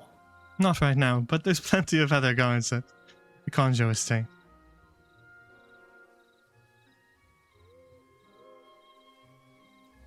Hey, would you want to do something fun? Well, I'm a little busy enjoying It's a festival. the festival, It's a but festival, depends on yeah. what you're talking about. Yeah, like I don't know. We're gonna go talk to an exorcist, and we're gonna try to see about maybe spooking a few demons or yokai or whatever you call them. Oh, That sounds fun, right? no, not at all, actually. I think that the twins would be extremely sad if I died to a demon while I was away from home. I have a duty to them, you see, so I really ought to keep myself safe. It's not something you pledge lightly. Well, that's true. That's true. You give your word to someone, and you're kind of indebted for a long, long, long time. She And it nods. seems like she kind of like drifts off into her own thoughts there for a second, warlock pact and all. But I wish you luck with your fun endeavor, though. I do hope it works out. Well, thanks. I hope it works out too, because there's a lot of strings tied together in this big old ball of social interactions, and we have yet to loosen any of them. It just gets bigger. Well, like I said, if you're looking for an onmyoji, right over there. Thank you. And she gives another bow of her head and again makes her way back over. Do I see what Penvire's doing? Like Penvire's like Penvire's doing what Oh. Penvire is always doing, writing in the book. Writing in his- scribbling. No, Oh, Jotun, you don't. cannot have Hanayo kill that demon for you. Yeah. That's exactly what I was trying to do. I was just trying to get some help. You know, I saw a sword and I was like, oh, a swordsman. Okay. That's not how this works. Gosh darn it. No, I get it. It's fine. I know. Alright, so you guys make your way back across the bridge, but Tyler, you've run off ahead. So you approach the two girls. They're quite young. The one looks a little older, maybe around like 13. The other one's a little younger, maybe around 8 or 9.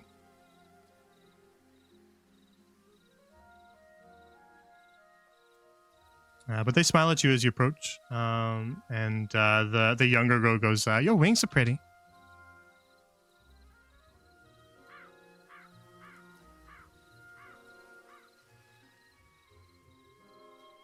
Are you muted, Tyler? Muted. I'm sorry. Tyler ruffles her feathers, showing off how iridescent they are, and goes, "Why, thank you. Do you know where the exorcist guy is?" The older one kind of thinks for a moment and says, "Oh, you mean the spooky lady? Uh huh. Yeah, we saw her. We were watching her. Where'd she go? Well, she went down an alley over in that direction," and she points down that road. "I don't know if she's still there, but I would at least check." In an alley that way. Got it. Tyler kind of looks around. Where are your parents? Oh, they're around here somewhere. Okay, just make sure you don't get stolen. By who? Lots of people stole children. Don't you know that? Especially at festivals. Really? Mm-hmm. Well, I've never seen it. Must be much more peaceful place here. Elspeth's kind of like walking up behind you. She goes, Misugane is a pretty safe city.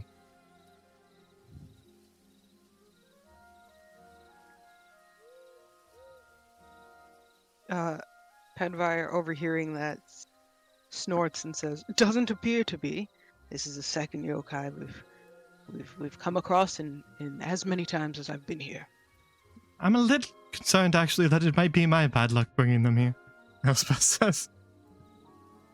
Tyler looks at Elspeth. So perhaps you should not return home again. Oh, that's a little cryptic, but I would say that it could not be you, as they said that the yokai this time has been inside that specimen for a while, and you only just got here. That's a good point, how long actually. has Yeah, Elspeth been wanting to come home? that's also a good point. This She's isn't- like, happy, What- sad, happy, sad. Wait, is this your original home? I did not think that. Oh, no, I'm not from here originally. Oh, see? So if you want to go home, then it would be somewhere else. Hmm. So it couldn't be that. But how long have you been wanting to come here specifically? Well, just when I learned it was 7th of Amarthus. All right. So Okay, yeah, so you're it's not clear you this time. This time it's not you. Oh, okay, well, that's Okay. good. The girl said we should go down the alley over there. Very well. Shall we then? What's down the alley?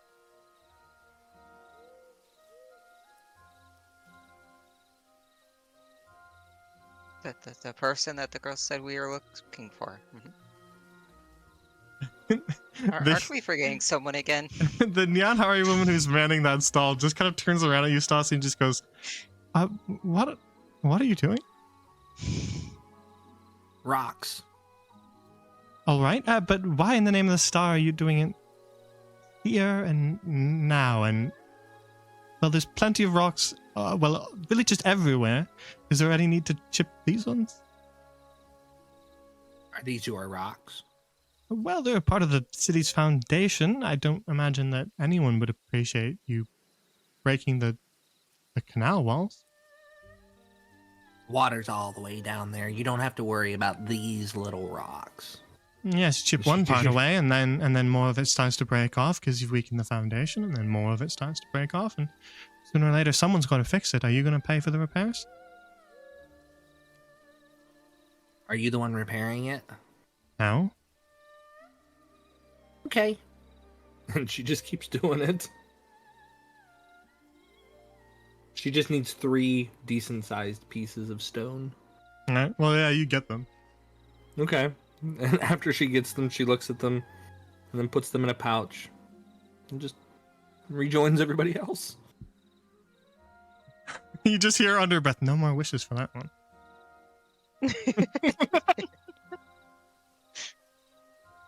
Tyler's like, what took you so long? We gotta go down the Rocks. dark alley. Rocks again. Oh, the coal? Did you get the coal?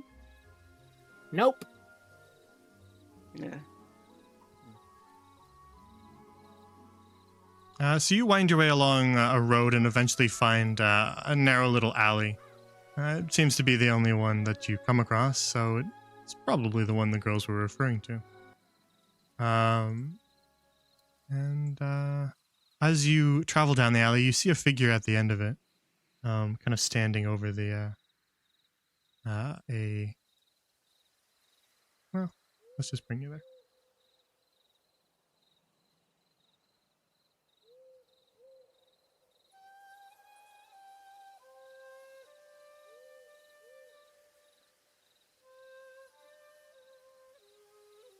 So at the end of the alleyway, you can see a woman, kind of standing almost like on one of the porches of one of the buildings. She's looking at several lanterns that have been strung up from the roof shingles, and she's wearing kind of these dark purple robes. And in one hand, you can see that she clutches this tall staff. It looks like it has these sort of strips of what appears to be paper kind of hanging from it. But she's not facing you, so she doesn't notice you.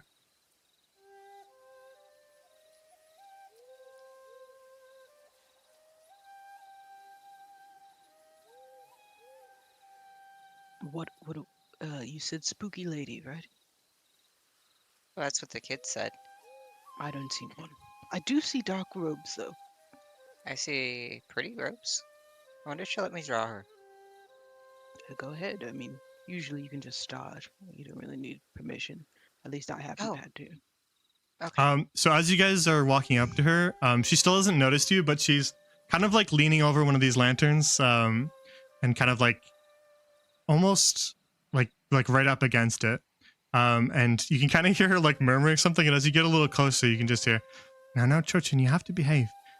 If you keep acting like this, then someone's going to ask me to exercise you, and you both we both know that we don't want that to happen, so just keep calm when it's busy during the festival and it'll be alright. And then she kind of hears you guys behind her and just like straightens up all of a sudden and spins around, clutching her staff. Who are you? She's blocking the lantern from your sight. I was like, ooh, can I draw a picture of you? You're really pretty. Oh, well, that's an odd, request. I suppose. Tyler's already has their sketchbook out and is already drawing away. So yeah, you look her up and down, Tyler, and I would say Penvire, as you kind of are probably also examining her, since that tends to be what Yep. Penvire does to everybody. The two of you make some notes about her appearance.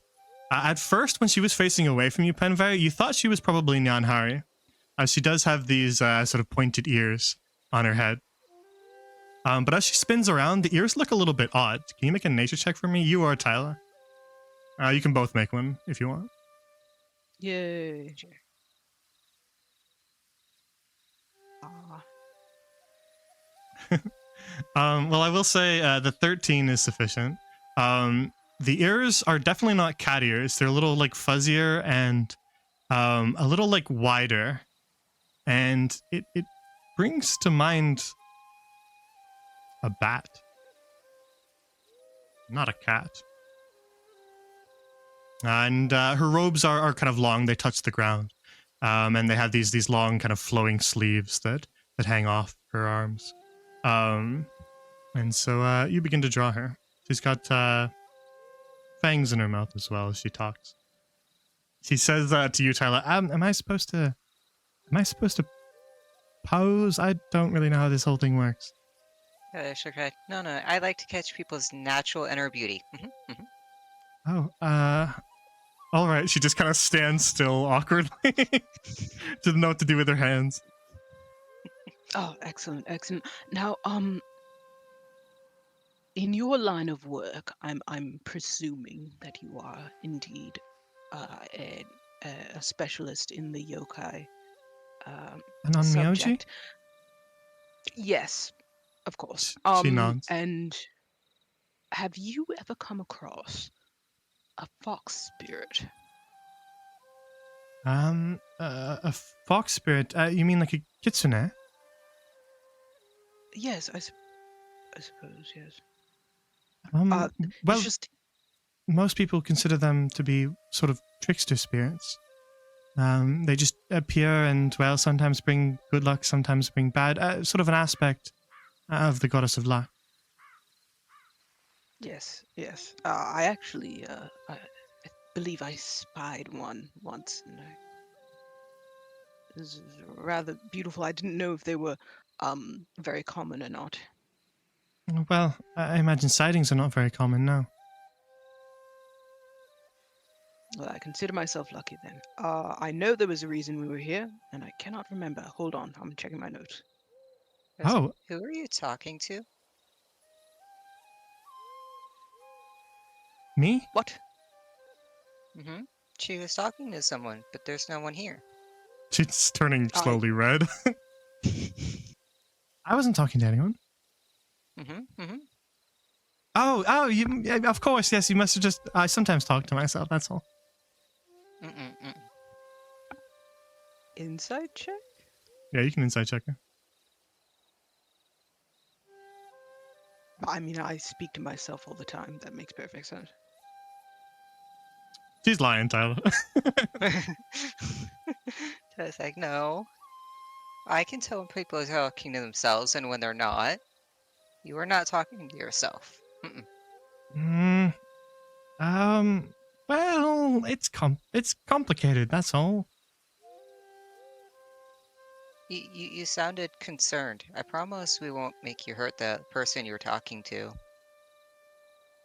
She kind of like furrows her brow a little bit and kind of looks you guys over, kind of sizing you all up and just goes, all right, well, you don't seem so bad. All right, but you can't tell anyone. You have to promise, okay? I promise. And she steps out of the way of the lantern, if you promise. Joe. You can stay silent, Penbar. She steps out of the way of the lantern, and at first, just kind of swinging there is a lantern, a paper lantern that does look a little different than the other ones. It's glowing blue instead of the usual kind of orangey red glow that they have. But then, as if from nowhere, it sprouts eyes and a mouth, or an eye, I should say, and a mouth.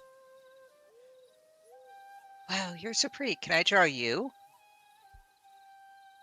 The lantern kind of like swings back and forth as if to nod. Cool. And the Onmyoji says, "This is well, I call her Cho-chan, but she's a Chochin Obake, which is a type of yokai. But they're harmless, I promise. Some folk, well, they get spooked by them and they want them exercised, but they really are harmless. And so I don't like exercising the cute ones." I was like, well, so long as it wishes no harm, I see no reason why it can't be here. Yes, I Right? assure you, but not everyone is so understanding.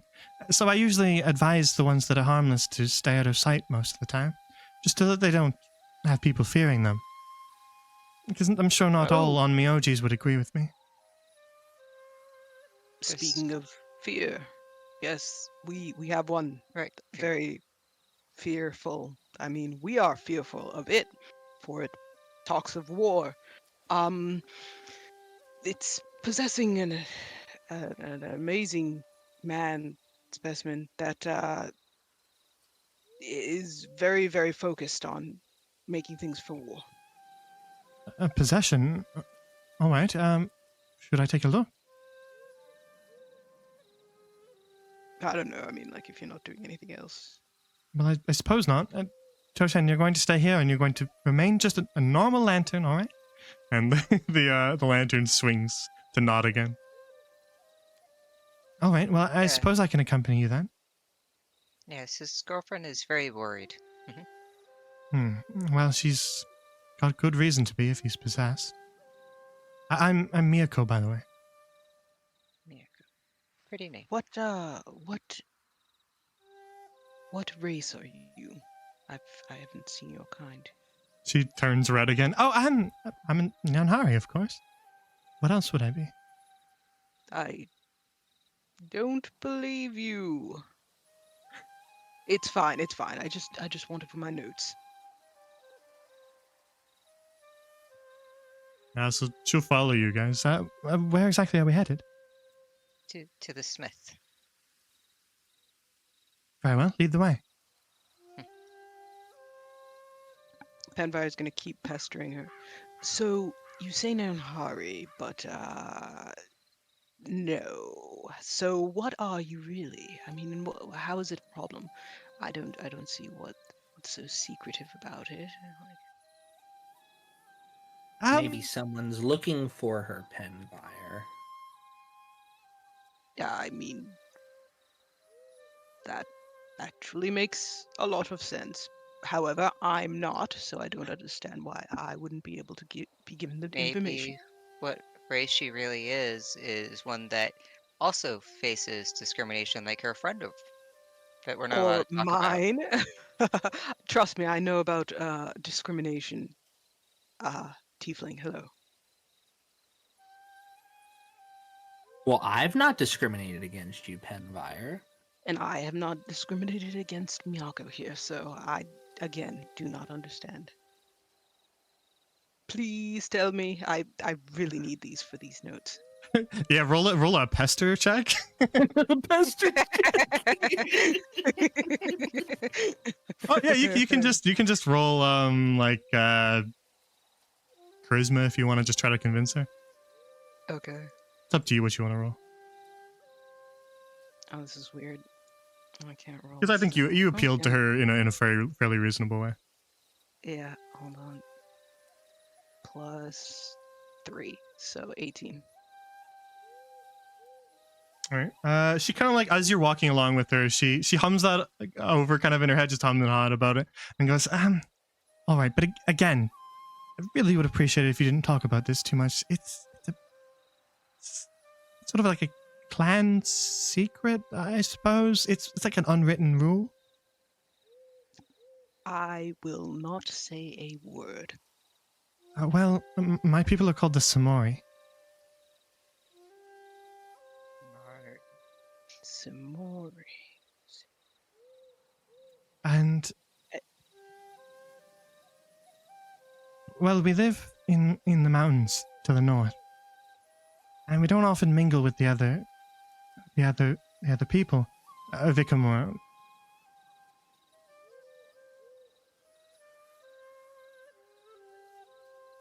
But when I found why out that I not? could... Oh, well, there was some bad history a long time ago. More on our part, if anything. Ah, I see. Yes. And, well, it caused a lot of bad blood. And, well, even though the clans have changed quite a bit, some folk are still rather fearful. So we pass as Nyanhari quite easily. So it's simpler to explain it that way, rather than invite conflict. I understand. I mean, I know about bad blood and all that, tiefling. So,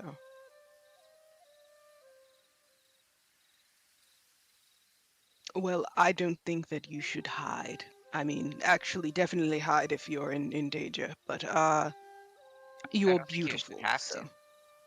yes. Well, Don't think you should have to. in all honest, it's not that I have to. It's not really that way anymore. And, well, most folk that I would...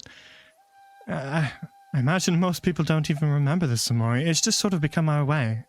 It's just our culture now. We're private, I suppose. Well, And so it's maybe- more of a tradition than any sort of necessity. Ah, We keep to ourselves, and thus we're not involved on either side of any conflict. Remain impartial.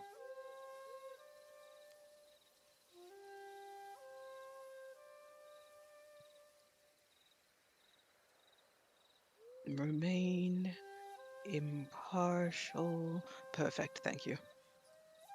But as Say you're you're talking with Rachel. her, you lead her back to the artisan's corner.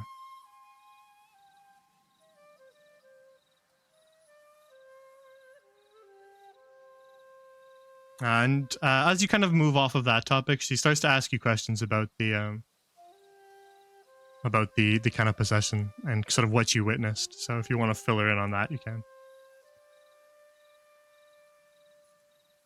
Well, I Well, can't speak for Stacy, but I will speak for Stacy and say that they were trapped in their mind, and Stacy can now tell you the rest. well, I Oh, saw they had a dark purple mist coming off of them. Hmm. Well, that does sound malevolent, she says to you, Tyler. And we are yeah, probably... when I got into his head, he was saying that he was not in control of his body. He was trapped in there.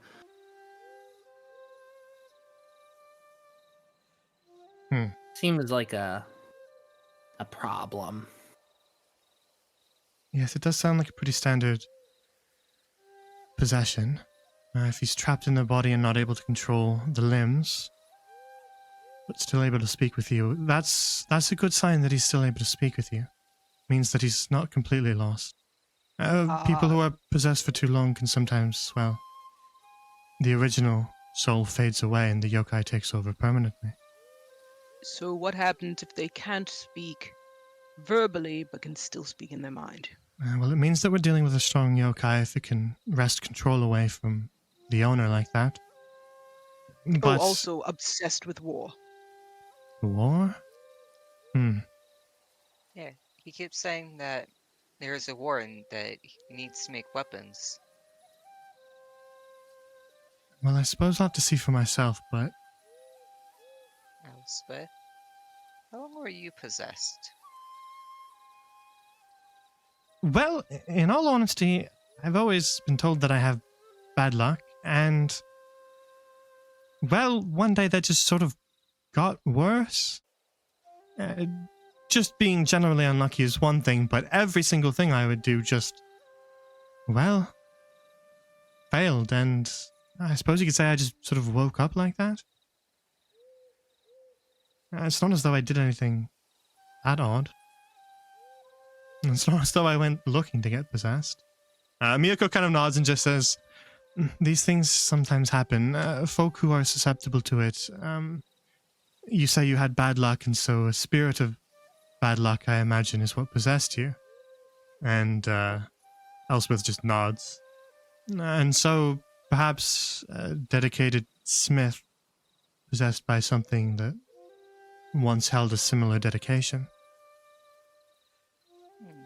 But you said if they are in control for too long, then they lose the original person. Yes. So In Tyler, some just looked at extreme Elspeth, like, cases. on suspicion. Oh no, I was cured. They got the bimbo got me out. I saw them get rid of it. They got Yes. you out. No, they got the. I mean, we got the bimbogami out. Pesky thing. Miyako nods and goes, Binbogami are incredibly annoying. I wonder if it left any residual bad luck on Elspeth. Oh well. I shall have to keep an eye from over here. And so you lead her into the fort.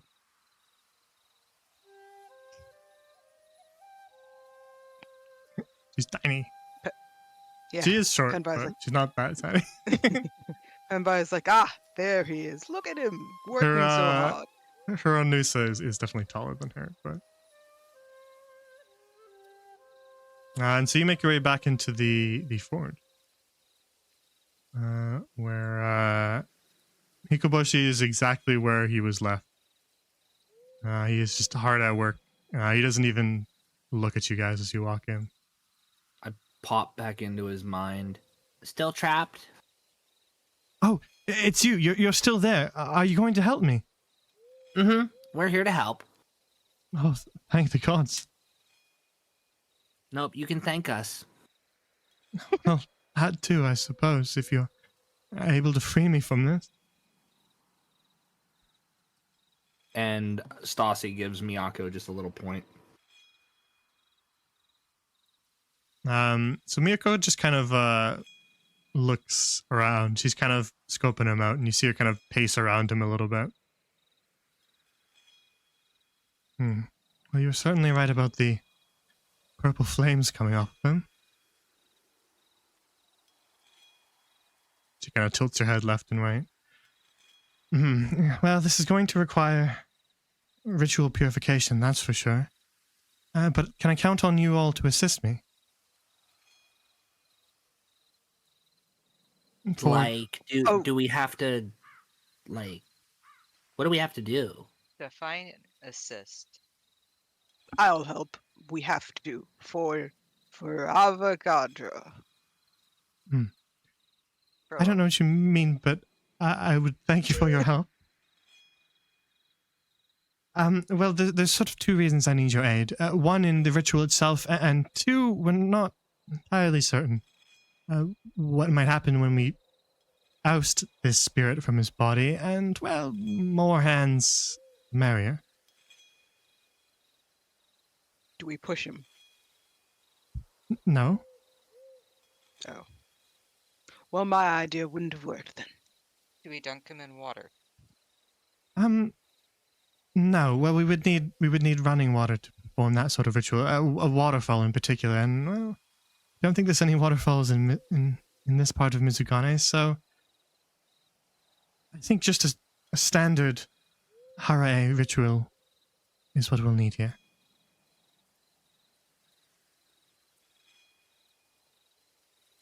Yes, hare.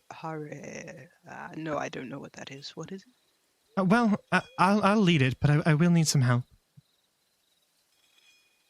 And she begins to kind of like rifle through some of her things. Is it dangerous? Yes, of course. Well, like I said, we're probably dealing with a fairly powerful spirit here. And I will need to channel the exorcism, so I can oust him from the body, but if it is malevolent, I will not be able to drop that spell. Because if I You do, have then to he'll... protect him. Yes. Yes, he'll go back into Hikoboshi, or even worse, one of us. And, well, we want to avoid that. So I'm going to channel the spell, but once he's out, can I count on you all to defend us? Yes. Yes. Of course. Of course. We can And do if this. you're Right, team. if you're able to weaken the spirit in the process, that will just make the ritual even easier. So, if you're all ready to begin,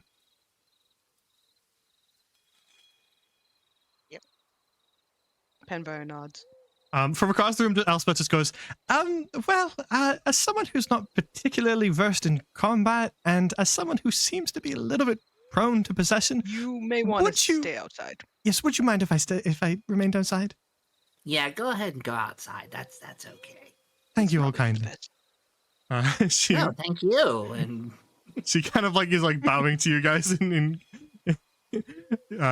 grace and walks outside. And Miyako looks at the rest of you and goes, "All right, well, I will need someone to aid me in the prayer, and then I'll need two of you to help with the timing of the purification. I can handle the chant and the ritual, but you can decide amongst yourselves who would like to help with which part. But once your part's done, then I'll need you to aid in the defense of Hikoboshi and myself." What language? Hmm? What language? Oh, Does the ritual occur? well, it'll be in Celestial. Oh, perfect. I'm fluent, so Very well. I'll do that. The prayer will require a religion check. The other parts of the ritual, as she explains it, the other two, we'll need to sort of form an impromptu holy water, if you will. We'll need purified salt, and she brings a little pouch of it out of her sleeve. And, well, we'll just need water, and she points at some of the quenching barrels. But they'll need to be thrown on him at exactly the same time, so if you could do it as synchronously as possible, that would be great. I give Penvire's sleeve a little tug and give Penvire guidance. Very well. Thank you. Never know when you might need it. Yes, it's actually quite helpful.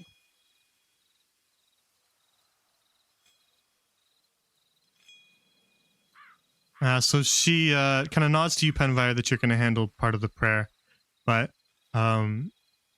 she will look to you, Tyler and Stassi. Can I trust you two then to handle the purified salt in the water? Sure.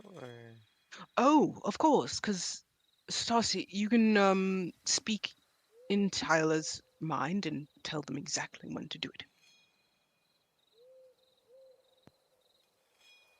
Yeah. I mean, synchronous. That would help. Oh, with this. yeah, of course. Yeah, of I'm course. just saying. I'm just saying. I mean, obviously, yeah. Well, whichever one of you wants the salt, the other can take the water. I'll take the salt. She hands you the little pouch of purified salt. It's got a little drawstring around it, but it's easy enough to undo. I guess it's water for me. I look around for like a cup or a ladle. There's a bucket if you need.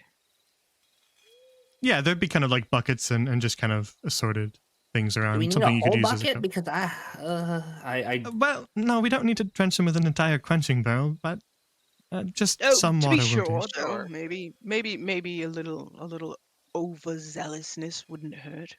Well, just as long as it doesn't impede your ability to actually throw the water. Barrels look a little heavy. How Yeah. strong are you, Stassi? not very. If I were to Uh, put it on a numerical scale, it'd probably be like an 8.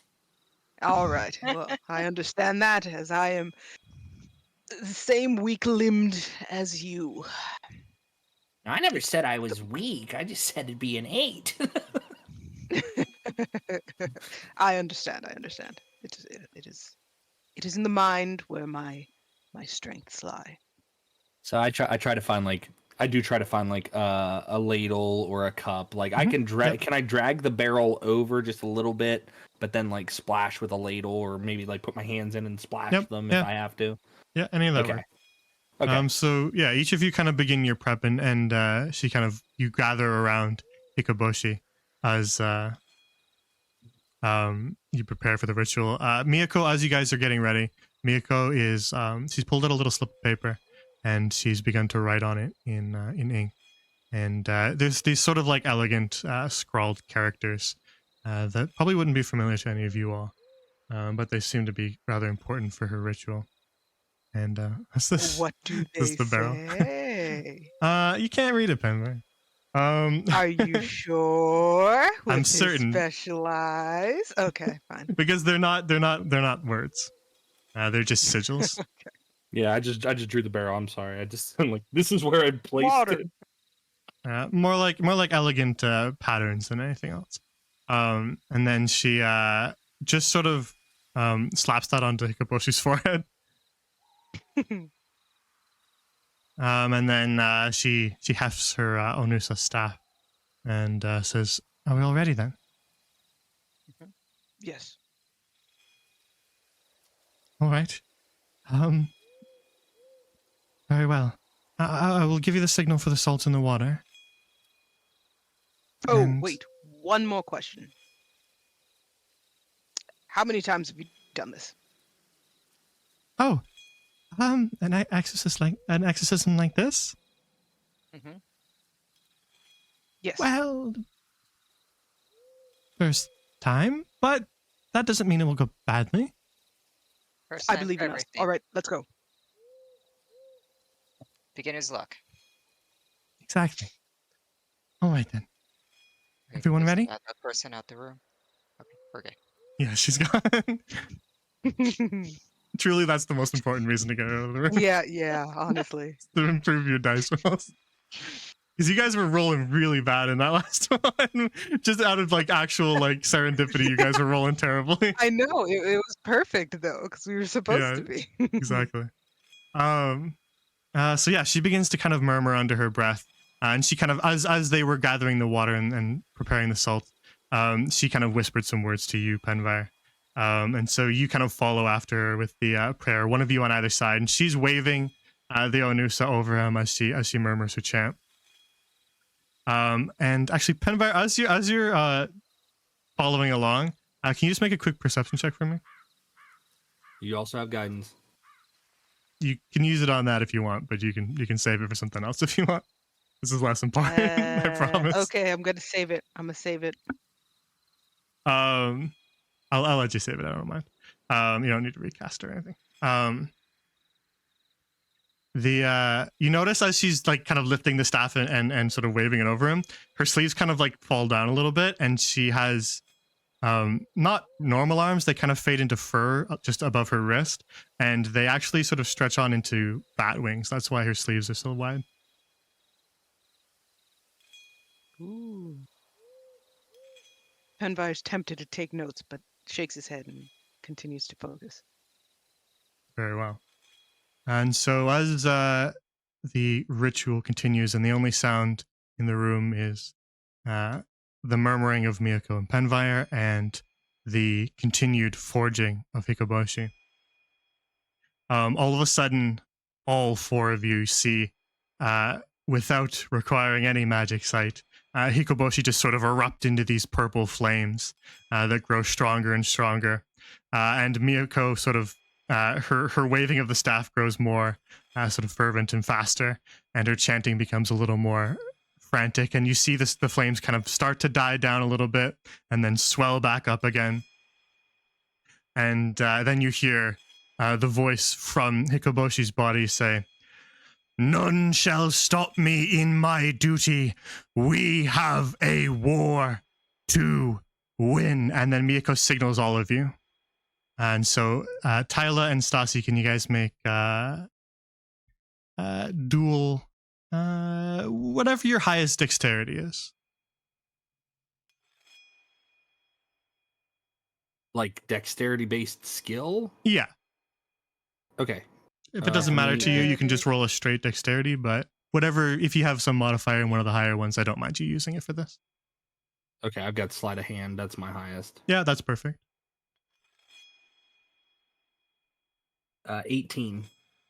All right. So you guys are like slightly off from each other, but I would say that's close enough. And so you splash Shikaboshi with water and you throw the purified salt on him. As Penvire, you continue to chant, and all at once you see those flames just kind of quell into nothing and then erupt out from above him, kind of upwards towards the ceiling. And as the flames sort of leave him, Hikaboshi kind of like slumps down, his head kind of falling limp. But the flames above him kind of materialize into this stronger and stronger form. And then they all rush together all at once. And you see them form into this. Oh. And you see this kind of shimmering spectral spirit that is sort of both incorporeal and corporeal at the same time. You can see this solid-looking armor and this skeletal face with glowing eyes behind them, all sort of bathed in that purple flame as it sort of manifests into this solid form at the far side of the room. And the warrior, this samurai, glares down at all of you. And as he reaches towards his sword at his side and slowly draws it, he stares you all down and says, "For the Emperor." Roll initiative. I will say Miyako is still chanting, but Penvire you can break off. Her eyes have gone kind of like white, like she's rolled over her eyes in their sockets. But she's kind of continuing to chant. I thought you said something about a religion check. Do I have to do that?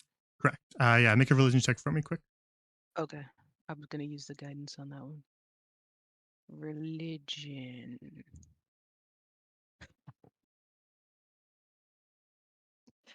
I mean, I could use the guidance thing on that, but All right.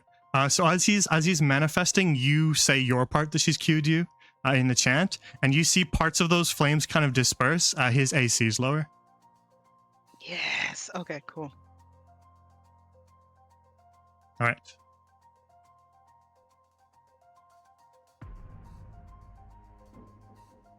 Ah, perfect. It all slotted in perfectly. Thank you, D&D Beyond. Sometimes that doesn't work, but let's go.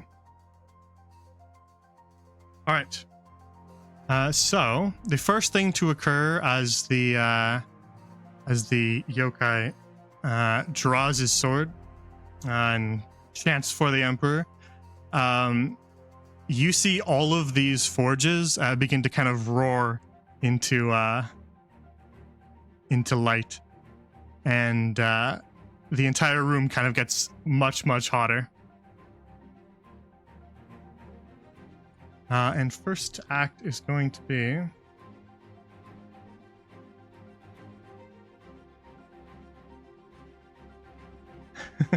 who's that for, Balcony? I know you gave me one, but who's the player one for?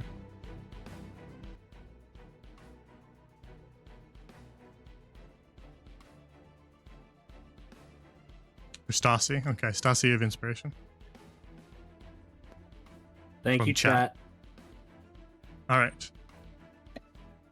So the first thing that is going to occur is the yokai is going to call out once more, and he's going to say, "For the Emperor, forges alight!" And then you see all of those forges crackle and begin to glow, and the entire sort of central area that you're in begins to get very, very, very, very, very, very hot.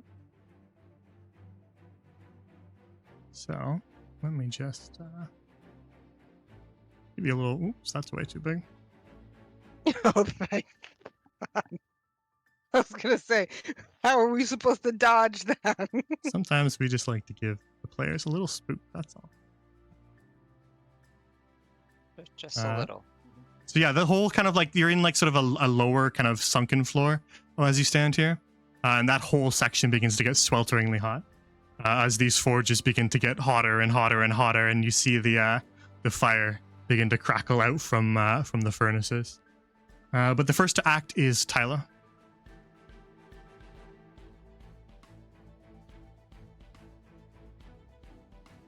They are going to retreat. Let me see measurement. I can move 25 feet, right? Mhm. So they're gonna move to here. And since everything that they have that would do damage would hurt everybody on their side first, they're not gonna do anything. Just retreat. Very well. Next to act is Penvire Cantrios. Yikes. Okay, so Penvire is going to see that it is getting warm. Even though he doesn't mind that much, it's still kind of hot. So,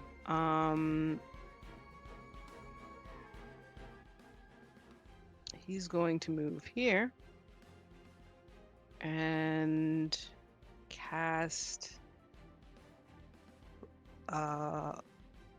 Flaming Sphere on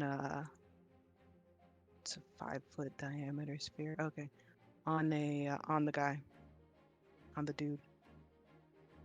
On the Kumigashira, we'll call him that. Kumi guy. Okay. Oops. It's Dex 13. Dex 13, correct. Okay, let me make a roll. Mm-hmm. All right, fails that. So damage roll of 4. Hey, how about you? Be quiet. Yeah. Well, damage taken. Your fire does seem to damage him. So his fire is likely something different, some sort of spirit Okay. fire. He's not necessarily a flame man. Okay, and then he's going to Shillelagh, and that's it. Very well. This is so funny. the non-Druid in the party casts Soleil. It's true. You guys really are just this strange hybrid. Oh, that's so funny. It's called synergy, okay? That's what Yep, it is. yep. We are synergistic. All right. Next act is the Kumigashira. And he's going to stomp down those stairs right to here. He's going to slash at you with his sword, Stassi. Okay. He's going to do that twice. The first one misses. The second one hits. So you manage to quickly duck out of the way of one of those slices, but the second one finds you as he anticipates your little dodge. Okay. And he is going to deal... that is going to deal 8 slashing. 8 slashing? Okay. I am going to cast Hellish Rebuke as a reaction. Girl.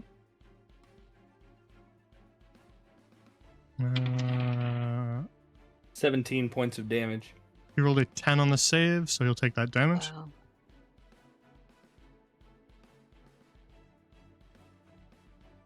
Damage taken.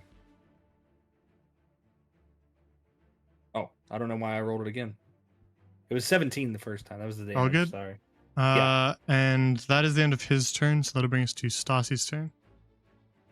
Okay, it is my turn. He is right up on me, isn't he? And I don't like that. Yeah, he's towering over you. Oh no.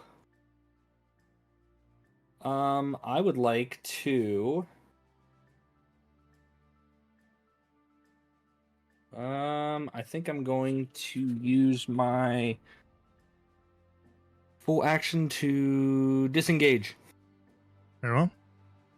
So I'm gonna go 5, 10, 15. Oh, I don't want to move the block. 20, good. 25. Right about to there. Very well. And how much damage did I take from the last thing? I'm so sorry. I didn't log it.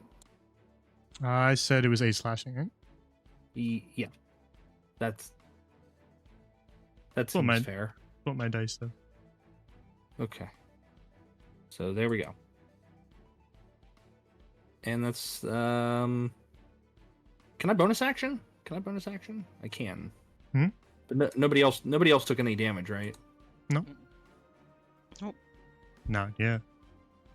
Not yet. Hey, stop Um, being cryptic. Don't be suspicious. No, I'm done. That's my turn. All right. Then yeah, that is the end of your turn. Then at the end of the turn order, the forge fires alight and just blast the entire center of the room with fire. But you do catch in the fire that there is a sort of barrier that forms around Miyako and Hikoboshi. Oh, okay. I was gonna freak out. But as the fire fades, you can see that Miyako is sweating. This is taxing her. And so as the whole center of the room explodes, none of you are caught in that flame, and Miyako's able to hold it off for now. And so that is the end of the turn order, and we roll back around to the top. Upon which, the Kumigashira is going to call out again. And this time he says, "Spearmen, charge!" And you see more shadows begin to form in the room. And as those shadows form, you see hordes of samurai spearmen in the corners.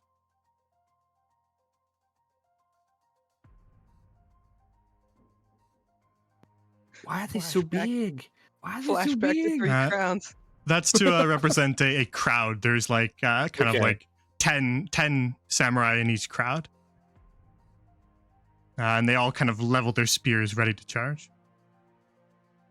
So let me just represent that for you quickly.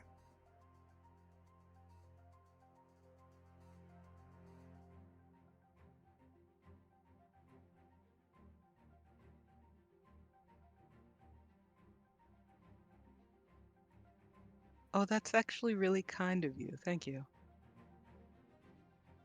And there you go. That'll bring us to Tyler's turn.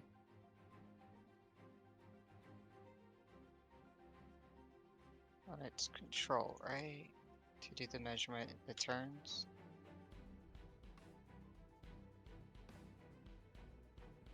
How do you measure where you have a turn in it? Oh, is While that you're right click? clicking and dragging, you can right click. You can hit Q also to make like a little like pivot point. If you want to add like a little node, you hit Q and then just keep going. Yeah, there you go.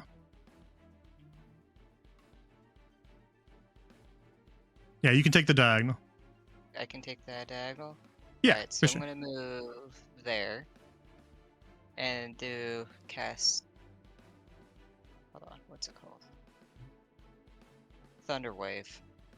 Second level. Add him in the back. Uh-oh. Okay, never mind. At whom, sorry? At the Kumigasha? Yes. Very well. At the Kumigasha. If so... Cast. I think, let me see. Let me measure it for you. Uh-oh. I'm just double checking this. It originates It's on a you. 15 It's foot. it's a weird Yeah. it's a weird one. Hang on. is- Okay, It's okay, not- okay. It's, no, it's not. You guys are Just- out of the way. I don't Oops. think it is big enough. No. It's so annoying. The way that this works. I just gotta hang on. Let me get you a nice little square. I think That it would might have to actually not be- quite reach. You might need to move one more square. Then can I undo that one and cast Absorb Element on myself instead?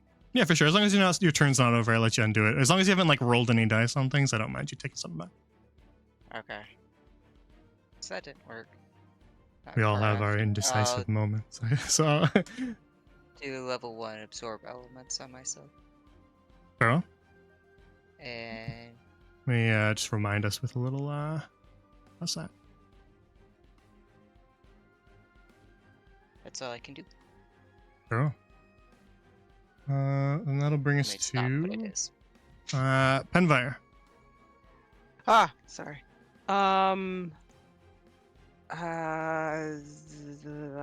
Okay, out of the way of the charging men. Got it. Penvire is going to move.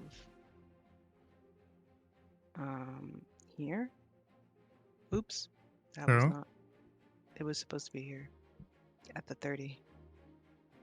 And is going to bonus action move the flaming sphere Mhm. Oh yeah, here. onto him let me again. let me get you a flaming spear. Sphere, not a spear. How's that? Is that good? Yeah, right there, because it says within 5 feet. So And you cannot control it, so you don't need to ask me to do it. oh, cool, thank you. And then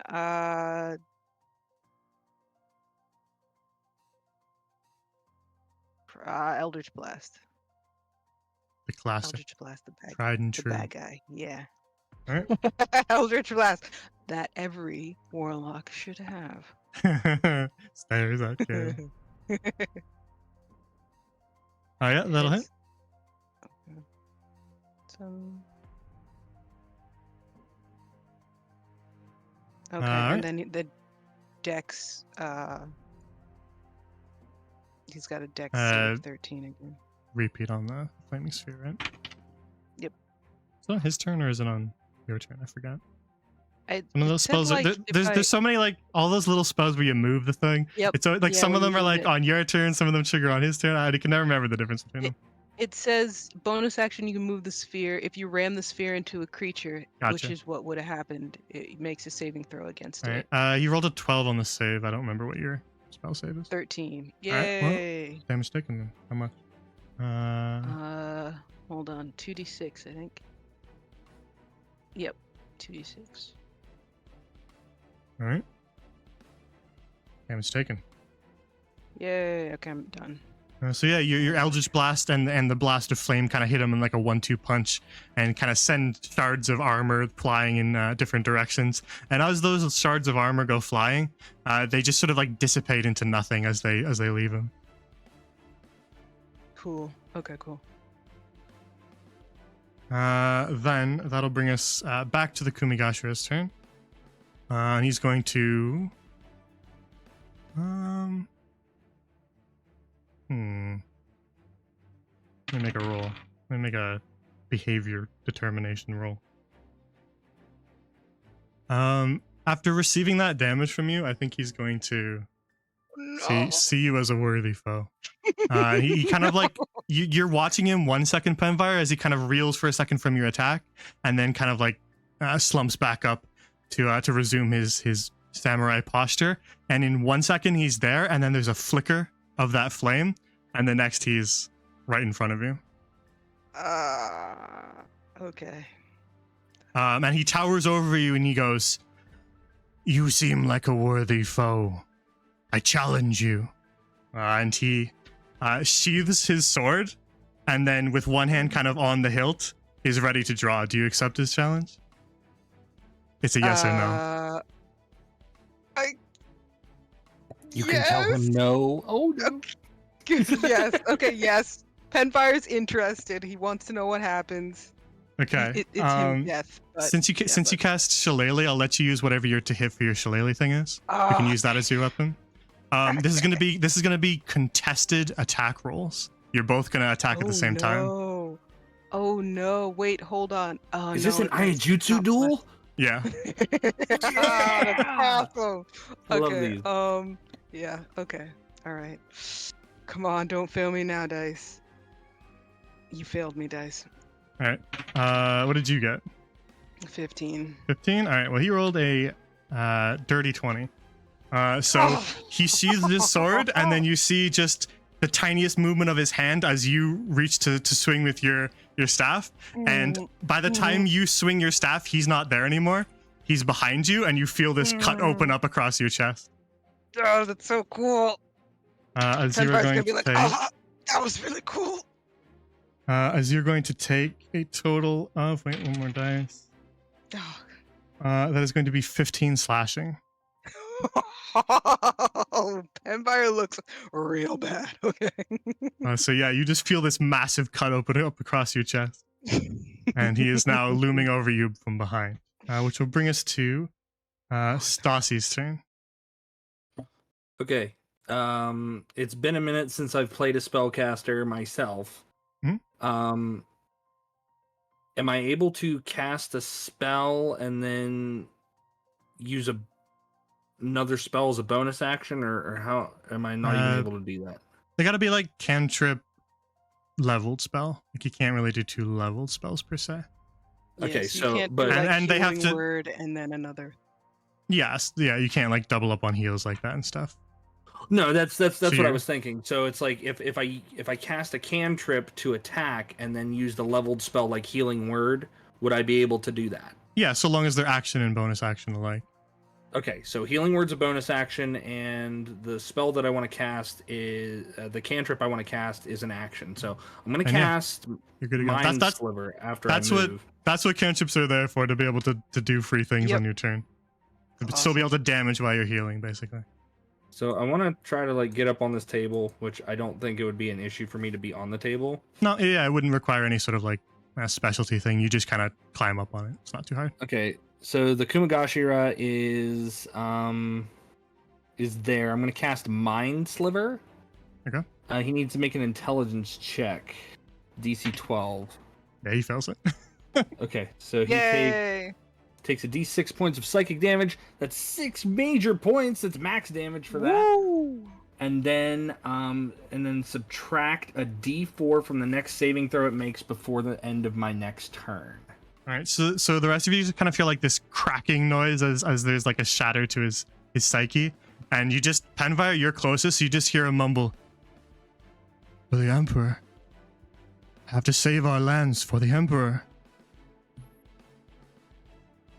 Penfire's just gonna say, "You already did. Trust me, you already did that."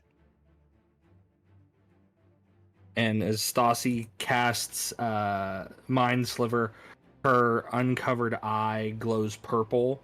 Instead of it being gold, it glows purple. And then she's going to cast Healing Word on Penfire. So you get 5 points of health back. Thank you so much. You're very welcome. And then when she casts the healing, it turns into this like angelic blue, and it continues to glow for a minute. So, but Ooh. she's gonna stay right there. She's gonna stay right there. That is my turn. Very well. Then that brings us to the end of the turn order, upon which these warriors on either side, these sort of spectral warriors who've been readying their charge, all just rocket off in the direction they're facing, and they charge across the arena all the way to their opposite corner. And as they sort of reach the wall, you kind of hear them stomping and the din of armor as it clangs against each other, Tyla. But as you think they're just about to hit the wall, they all just disappear into nothing. Upon which the Kumigashira, at the top of the turn order, is going to look across the battlefield as he sees it, and he is going to call out, "Archers, loose your arrows!" And you see some more spectral forms begin to appear.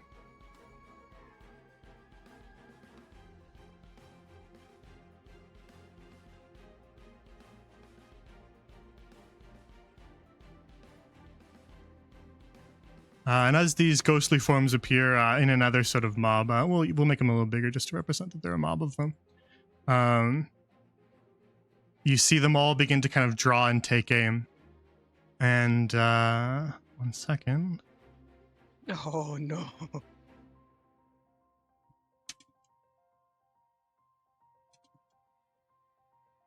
Okay. They're going to be aiming.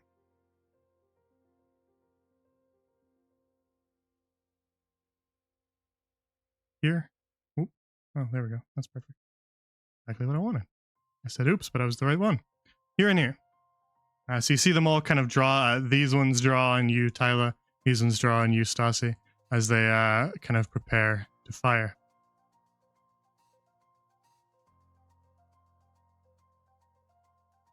And that will bring us to Tyler's turn.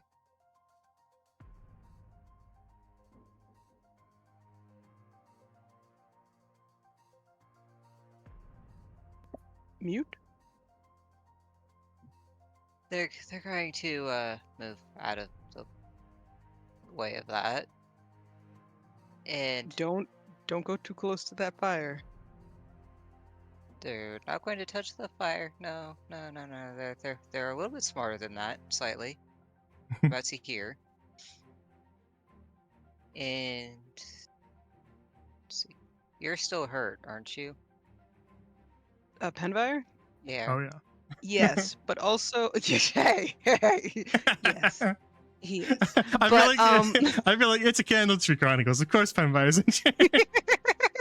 very, That's very true. injured. Yeah. I have a bad feeling that you should not be there either, though. That's okay. Ends its turn. Yeah. Any creature that ends its turn within 5 feet of the sphere must make a Dex saving throw. I'll be fine. I believe. I can't go any further. That's 25 feet.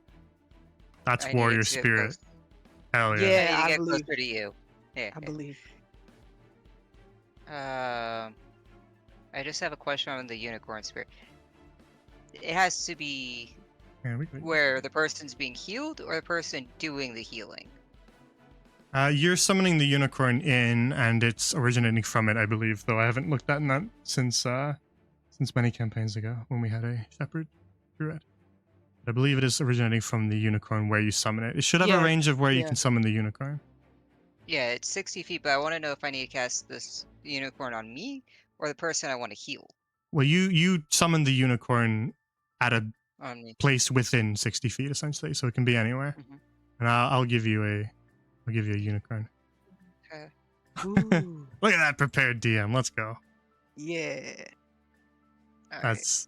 That's from Bay. Everybody say thank you, Bay, Thank you, for being the one who needed a unicorn, and now everyone gets one. Yeah. So I'm going to cast Healing Word on Penfire. And now just check for me, actually, quickly, Tyler. Can you move it? The unicorn? Yeah. Yes. Okay, so you can place it anywhere you want it. Then I just put it there so that it's there, but you put it where you want it. Does it need... I don't understand how it's... Okay, let me quickly reread it just so I am not telling you the wrong thing, since it's been a while since I've seen unicorn. An aura 30 feet around itself. So it's got Yeah, an so you- aura. So let me actually show you that aura quickly. So, does the pretty caster need to be in the aura, or does the person being healed? the people receiving the effect. So if you're healing Okay. someone and you want them to get that extra HP, they need to be within that. So you place So it to I'm wherever you spending want. And again, it's this. incorporeal, so just kind of put it where you want it to be when you summon it. So I'm going to summon it there. Yep. So that way I can then cast... Or is that my action? To summon it? No, it's a bonus action. Spirit summon is your spirit totem is a bonus action. Yeah. Okay. Oh So then, no. And you can't do healing word because that's also bonus action, but that is okay. Healing word is also a bonus action. I If thought I- you said something about healing word, so that is only bonus action. that's okay. Penfire will survive, I believe. Okay. Then You I'm have gonna to be cast around for the Warding next Wind one on shot. me. Yeah. What would we do without Penvar? Not a lot. Yeah, Salvador I'll just top cast guy. Warding Wind in that place then. Because that will protect me from arrows and stuff. Girl? Oh, also, you could probably absorb the elements of the fire if you fail to Yeah. hit that dex save. Yeah, that's the new meta. Hit yourself with elements. Yeah, yeah. Mm-hmm. Exactly. Okay, so hit that dex save though. I'm sorry. Yeah, if you're ending your turn, you'll have to do a dex save. I'm just gonna give you a little marker so we can remember warding wind as well. Uh, We'll use that one. I don't know what that marker's supposed to be, but now it means warding wind. Alright, so deck save. Save is this. Except now it's just telling me what a deck save is. Yeah, no, it's broken right now. It's broken for me too. Just do Roll a the d20. Yeah. And then +3. I always find new ways to break it. Oof. Yeah, it's really annoying. Oh no. Wait, did that? Yeah, okay, yeah, that did well. All right. Okay. Well, roll your damage. Hopefully it's low. Hopefully it's low damage though. I did get a 4 that one time. It doesn't matter if it's a 1 or a 5 if it's still a fail. All right. Well, that'll be 10 damage, Tyler. I'm so sorry. I'm so sorry. But it will trigger your observe elements. I'd cast that as a level 1.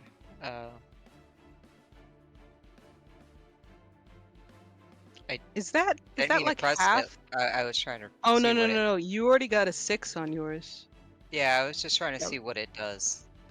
Go ahead. Oh okay. So basically, it something triggers it as long as it's kind of an elemental spell, and then you gain resistance to that, so it halves the damage. So you'll only take 5 fire damage. Okay. And then on your next But you're- on your next melee attack, you store that, and then you'll get that extra 6 fire damage on your next melee. Which will probably never happen because he stays very far away from me. Hey, he got up in my grill, so That's 'cause you you never know. know. Alright. Well, my turn's over. Very well. That'll bring us to Penfire. Okay. Okay. I can't leave. I can't leave. I also can't move my Oh, I have to do I got hit. Hold on. I got to do a con save. Concentration 2. You may not have you may not have actually Well, done that. Because everybody forgot, we will just Okay, do it okay. now. I don't like Alright, to right. retroactively fix things, so we'll just do it now.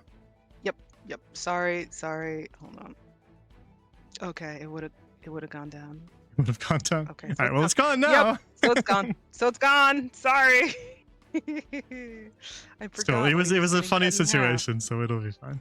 We'll leave it as is. Okay, I'm so sorry again. And he is going to.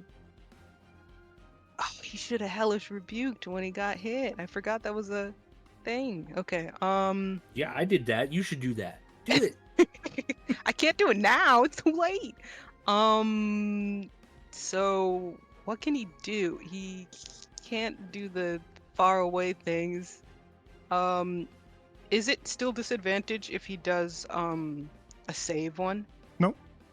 It's not Only to hit disadvantage, okay. rolls that are kind of your ranged hit rolls. Those are the only things that get Mhm. disadvantage. So if it's Okay, that's why yeah. you diversify your spells to have a few Yep. save ones, so that if someone's pressing up against you, you can still take them out. Okay, he's going to. Whoops, sorry. He's gonna do rotting gaze. Okay. Oh hell yeah! And one of our Yeah, Kumbu spells. yeah. Let's go. Mm-hmm. All right. Well, he fails that. Yay! So he takes 6, I think. He becomes even more of a skeleton. Yeah. No. Yeah. Only he's increase my obviously skeletal might. No, please tell me it didn't. No, it's fine. It didn't No, it help doesn't. him. He takes the Okay. damage. Okay. I will cry. All right, and Padvire will just be like, I am a little stuck here. And he's going to, as his bonus action, use healing light. He's gonna use, because he's got a max pool of 3d6. He's gonna use 2 d6s. I just gotta do 2d6.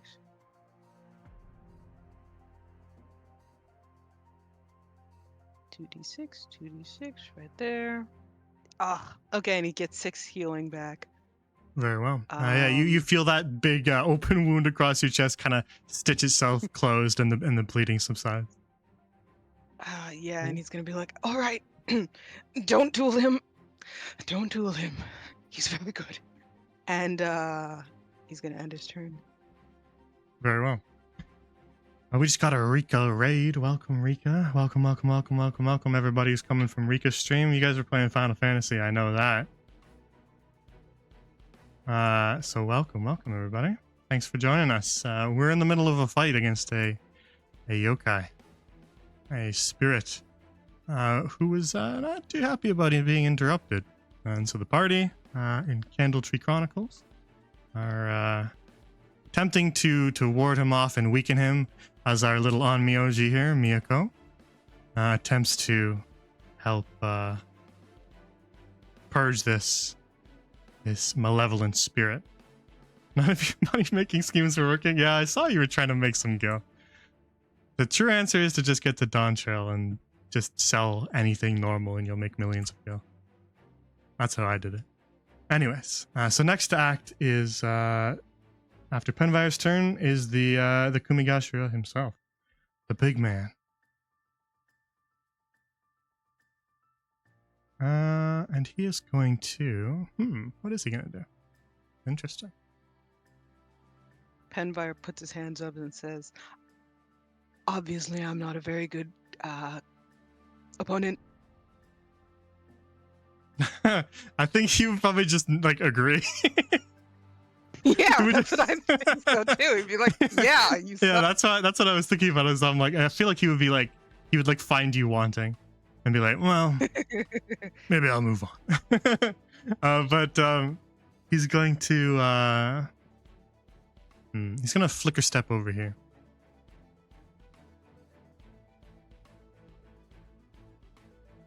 And he goes, the tiefling was disappointing. Perhaps you are more interesting. And he's going to challenge you, Stassi. The tiefling Don't was do disappointing. Nope. Deny. And she puts her hands up in a cross. Deny. You're not And I accepting deny his the challenge? witch. I deny the witch. You're turning down his challenge? I deny the witch. Yes. Okay. Then he just kind of lowers into his EI stance and just goes, disappointing. Cowards will be cut down all the same. And he is going I don't to... see you cutting them down though, so I think they made the right choice. That'll be about good. Never mind. Crap is that? He's gonna Who's that? He's gonna draw and slice in a cone, and it actually cuts up the table you're standing on, Stassi, as well, No. as he draws. So you're gonna make a dex save for me, which Okay, I so believe you I should can have a add- little help with that since your limbs. I can have my rabbit, my hare's breath. So let's see. You said dexterity save. Mhm.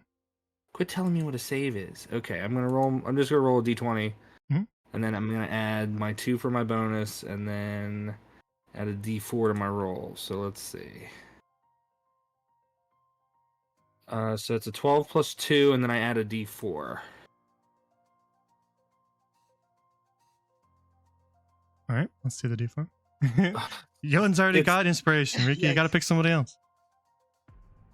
Oh, could I use my inspiration? Could I use my inspiration on the roll? On the 12, yeah. Or I guess Okay. you could do it on the d4. But Well, I mean, I'd like to do it on the 12. yeah, go for it. Okay, so let's go. Well, if that's happening, then we'll just give you inspiration back. Oh no. Since that's what Rico won. No. So Alright. okay, so It's a 13 then. it's 13 plus 2, so it's 15 total. 15 total. All right. That is going to be insufficient. Of course. What is that hamster? Are you talking about? Are you talking? The hamster? What do you mean hamster? Anyways, so that is going to be total of. That is going to be a total of 6 slashing. And then as these slashes kind of cut up the entire room, Okay. just a second after from the slash marks themselves, there's this roaring purple flame, and you're gonna take an extra 5 necrotic from the flame. Oh, Ew. Ew. I hate this. Okay. How's he looking, by the way? Him, the Kumigasha. Yeah. There are parts of him that can kind of like almost carved away, but he continues to walk as if he like never had them. Like he's kind of like missing part of his rib cage and stuff, and it's all kind of gone. But he kind of ignores it. Again, he's sort of half corporeal, half incorporeal. There's sort of a shimmer around him. And that's the end of his turn, as he marks you as a coward, Stassi. But that'll bring us to your turn. Okay. Well, that's great. I love being a coward. Not really. However, I'm gonna cast Dissonant Whispers.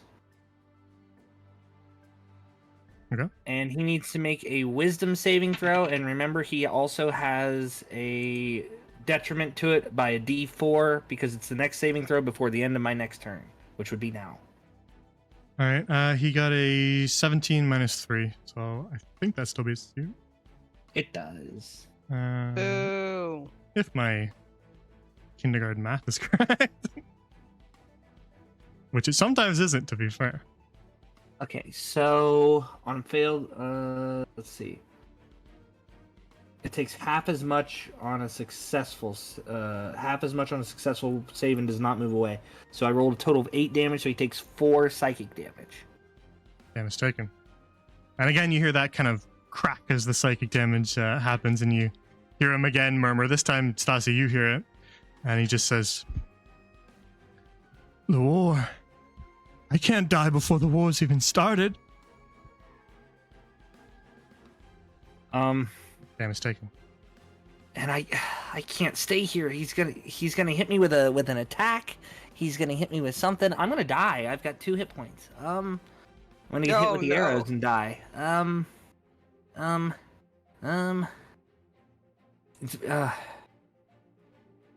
Risk it, biscuit. I'm gonna run to cling to Penvire. Help! Very well. I'll take the attack of op.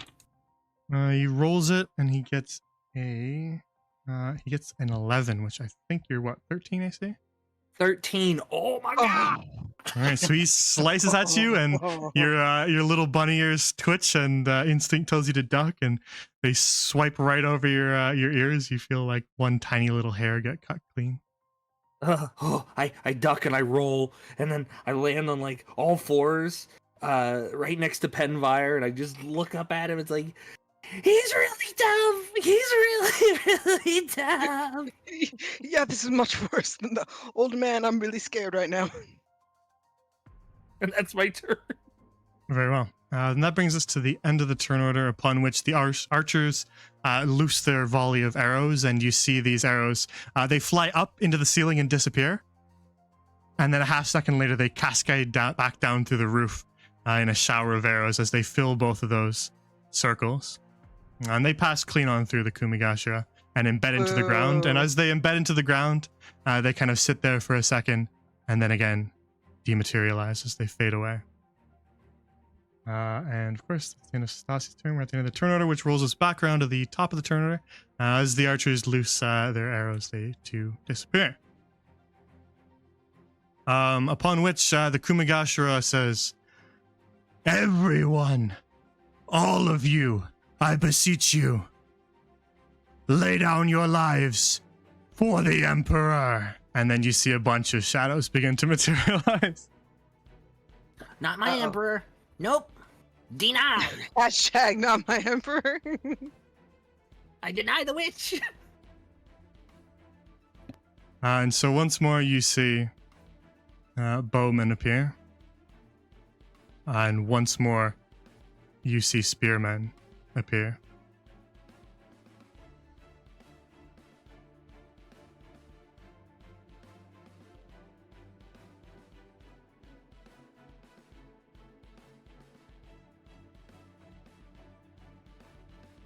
And so Is that larger than last time? They look a lot larger. I'm just Feel trying like to they're represent bigger. that they are larger. Just trying to Yeah, they're- represent that they hit Oh, that whole okay, column, okay. that's all. Okay, got it. I want to make the AoE clear. This isn't Alden, right? This is FF14. This isn't. Wait. Also, this isn't 3 crowns. Hey, I give you guys lots of really clear AoEs in that final fight. Oh, There were just a lot of them. Okay. You guys had the echo in that fight, you can see. Oh yeah, we gotta see who the arrows target. Oh, interesting. Okay, that's gonna be one here. I don't like that. That's gonna be one on. I don't like how he Penvi. says these things. All right. Oh, on me. Okay. And so the whole horde And it's still- materializes, and once more everyone prepares for the Emperor's charge. And that brings us to Tyler's turn. Okay, well, Tyla is. Let me see. Going to move to. They're gonna copy and go on the table. The table's gone. The table's actually Oh. not gone. He cut it so finely that a corner of the table is gone. He cut it clean like that. That's so Okay. cool. Penva, And- if only I had my notes. So, for their regular action, they're going to do the Thunder Wave since now they're in range. Very well. And that's con save at 13.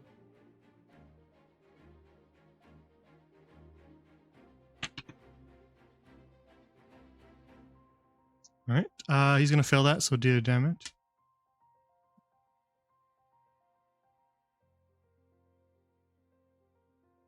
Woo, nice. All right. Yeah, the thunder damage as that sort of loud crack echoes out through the entire forge. You see these like kind of cracks form across his bones and his armor, as parts of it kind of disintegrate and break away, and dematerialize and kind of disintegrate into nothing. And Tyler, from under his breath, you kind of hear him say, "The army. I can't hear the army anymore." I'm mistaken. Anything else, Tyler? Bonus action of Healing Word. On.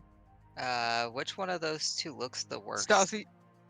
Okay, so focusing on Stassi, since we're all in the unicorn's area of effect. Yeah.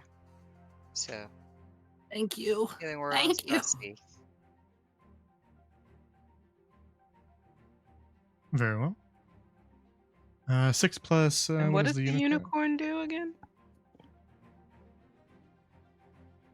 Well, Anytime a heal spell is cast, any ally within that area gets an extra 3 HP added, including Stassi. So that's 6 plus 3 for Stassi, which is 9, and Penvire you get 3, and Tally you yourself get 3.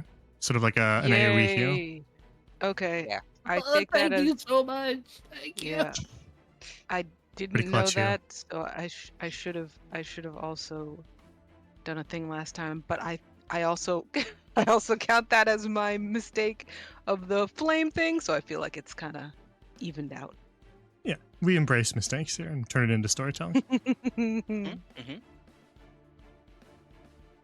Alright, that's all I can do. So, end my turn. That Very was well. a lot. That was plenty. Yeah.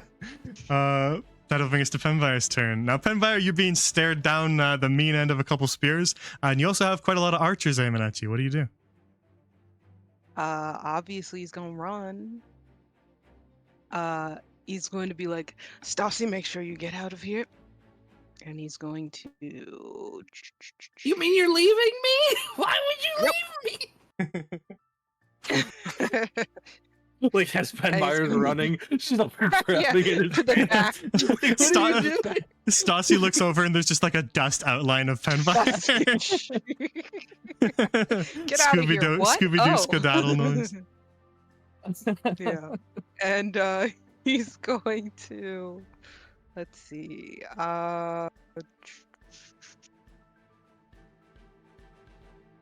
Yikes. He's going to cast guiding bolt at the lad, at the big lad. Very well. If I Roll your fail hit. this, I'm gonna be so upset. I've like never gotten a guiding bolt. 15. 15 hits. The dumpling. 14. All right. That is radiant. It is doubled. Yes. Okay.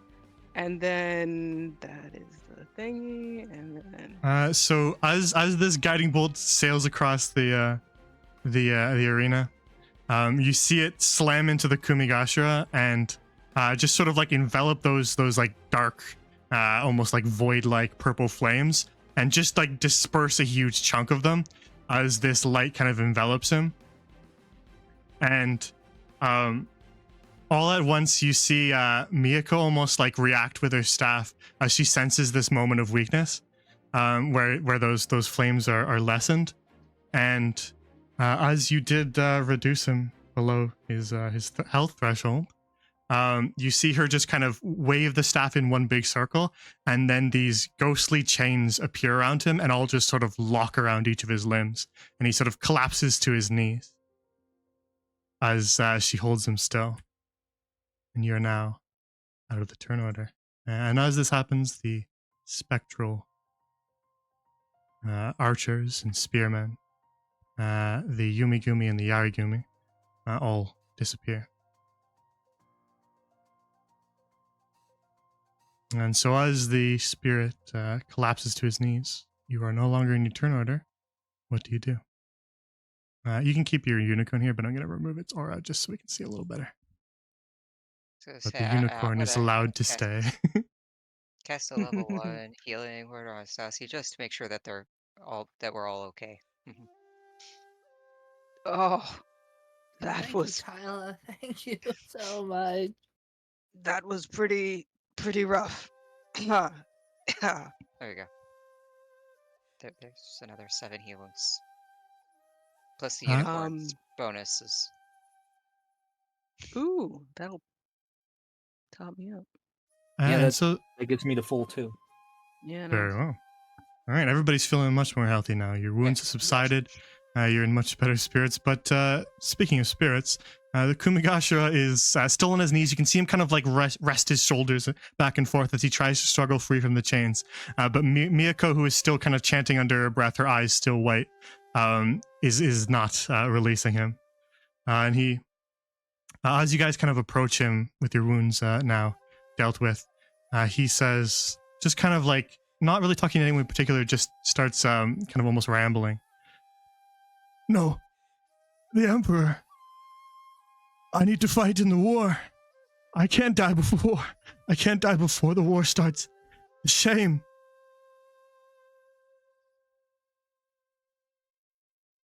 The war has ended, friend. No, You can move it's... on. We're on the very eve of it. I have to forge swords for the Emperor's army. We can't stop. Please, release the chains. I have to forge more swords for the Emperor. Which war are you referring to? He almost kind of doesn't acknowledge, like, really anybody talking to him, per se. He's just kind of, like, still rambling to himself. Can I get into his mind? Like, he counts as a creature. Can I Yeah, see what's going on? Okay. I want to speak in his mind. But, Sure. Now this is kind of like a free thing that you can kind of do, right?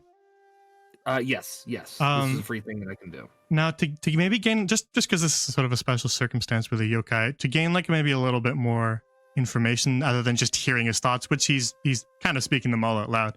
If you want to gain a little bit more, I'll have you make an Arcana. Okay.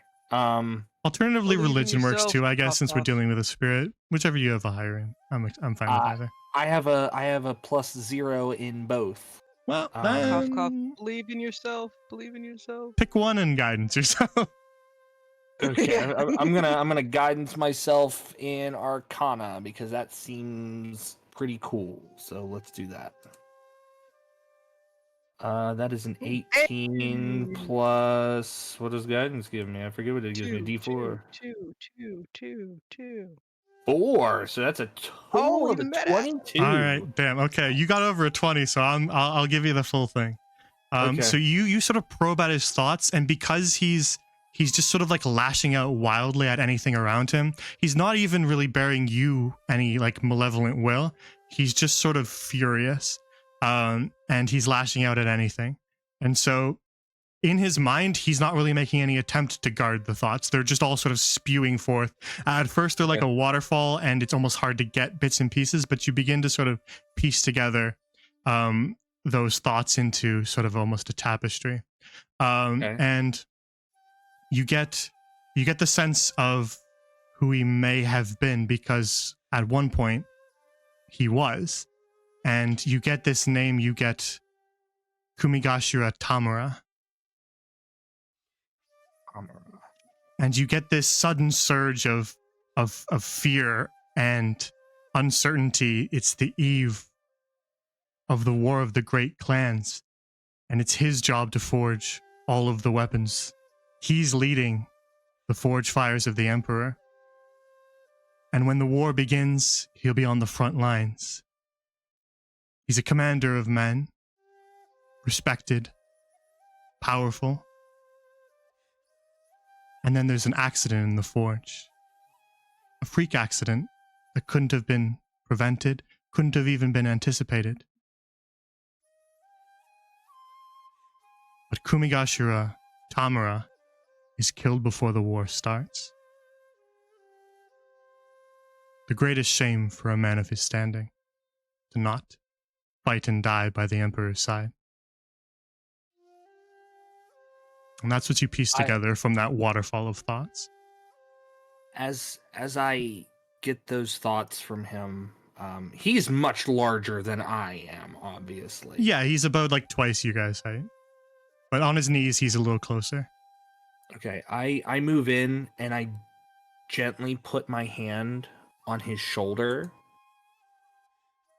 And I would like to make a performance check or deception. You tell me which one's going to work, because this is what I want to do. I want to tell him say what you want to do. That even though he wasn't there, the swords that he forged were, and they served his emperor well. So he is not dishonored. He has brought honor by keeping the men of the empire safe. Yeah, that wouldn't be deception, because I think that's a reasonable enough estimation. He was in charge of the forges. I don't think you're really deceiving him by telling him that those swords went on to help. So yeah, make a performance check. But I think you're appealing exactly to the type of man he is, so it's not going to be as hard of a check as if you'd said anything else. Okay. So I will do performance, also guiding myself if it's not already. Of course. No, you're all good. I just let people who know guidance can just use it on everything, basically. Okay. On anything that it's applicable to, just go for it. That is a natural 20. Let's go. That is a natural 20. I'm not even gonna. So you kind of. Where'd you say you placed your hand? On his shoulder. On his shoulder. Yeah, that's what I thought. You place your hand on his shoulder, and as you kind of touch, you actually feel that cold armor materialize under your hand to kind of meet your hand. And all at once, as you touch him and then say that to him, you see the rest of those purple flames that were kind of whipping around him all just disperse. And for just a glimpse, before he kind of rots back away into a skeletal form, you see the face of a man for just an instant. And those red eyes that were sort of ablaze with fury just become normal human eyes that look at you. And he says, "The war, is it truly over?" It is, Tamura.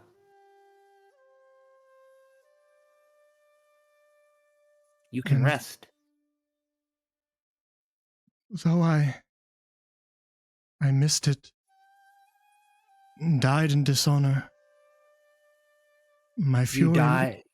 You died doing what you loved, and your blades saw battle. They served your emperor. Your honor was bestowed upon each blade that you finished.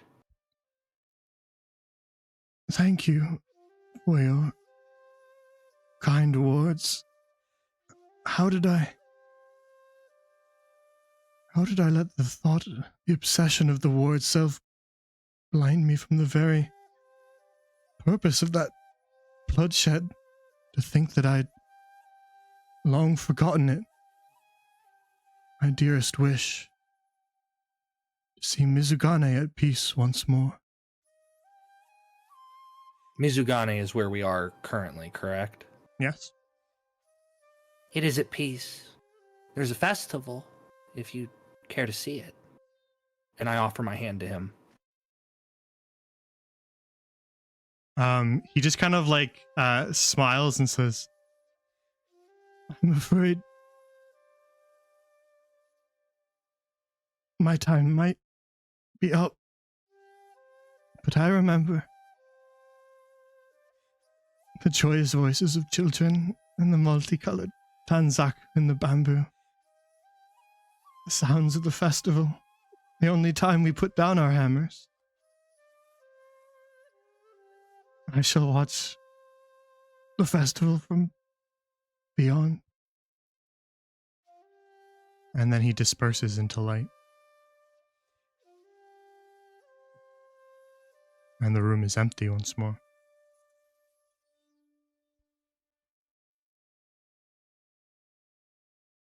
And as he disappears, there's sort of a moment of silence, and then Miyako just kind of like collapses back onto her butt, breathing hard. Oh, it's a very good thing you stepped in, Stacy. I was just about to sacred flame him all the way back to where he came from. Well, he's at peace now, and, yeah, okay, all right. And Stassi just kind of, like, paces off absently for a moment. I was just trying to check in on Miyako, see if she's okay. Yeah, Miyako kind of sits up a little bit, and she's wiping a bit of sweat off her forehead. And she looks kind of suddenly as though she hasn't slept in weeks. She looks like exhausted. And she kind of like blinks a couple times and looks around the room. Is it gone? Did we get rid of it? Yeah, you did a really good job, but we should get you back to your friend. Yes, I could use a bit of rest. But Hikaboshi, and she kind of like looks over to him, and he's still kind of like slumped over, but as you guys also glance toward him, he is like kind of stirring from the slumped over posture he had, and he blinks and looks around and looks up at you, Penvire, and says, "What happened? Where am I?" You're in the forge. You were possessed. Now you are not. However, you are missing a festival. He looks kind of down at his own hands as if like kind of not used to them, and kind of is like gripping and like kind of balling his hands up into fists and kind of just like looking around. And the festival, the festival. Oh It's like, gods, "Hey, I haven't missed a festival, your have I? girlfriend's waiting. She's still waiting for you." Oh, thank goodness. I've got to get to the festival. If she's still waiting, she'll think that I... And he's like trying to stand up, but he is obviously a little weak. So he's wobbling a little bit as he stands. Penvire will try to help. Oh, steady on there. Yeah, he's pretty tall, but he kind of uses your shoulder a little bit as a crutch as he stands and says, "Thank you, kind stranger."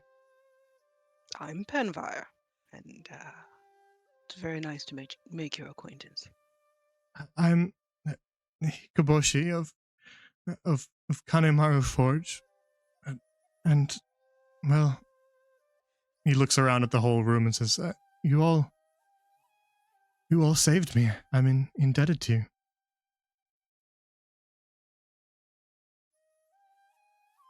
Well, One of the swords would be cool.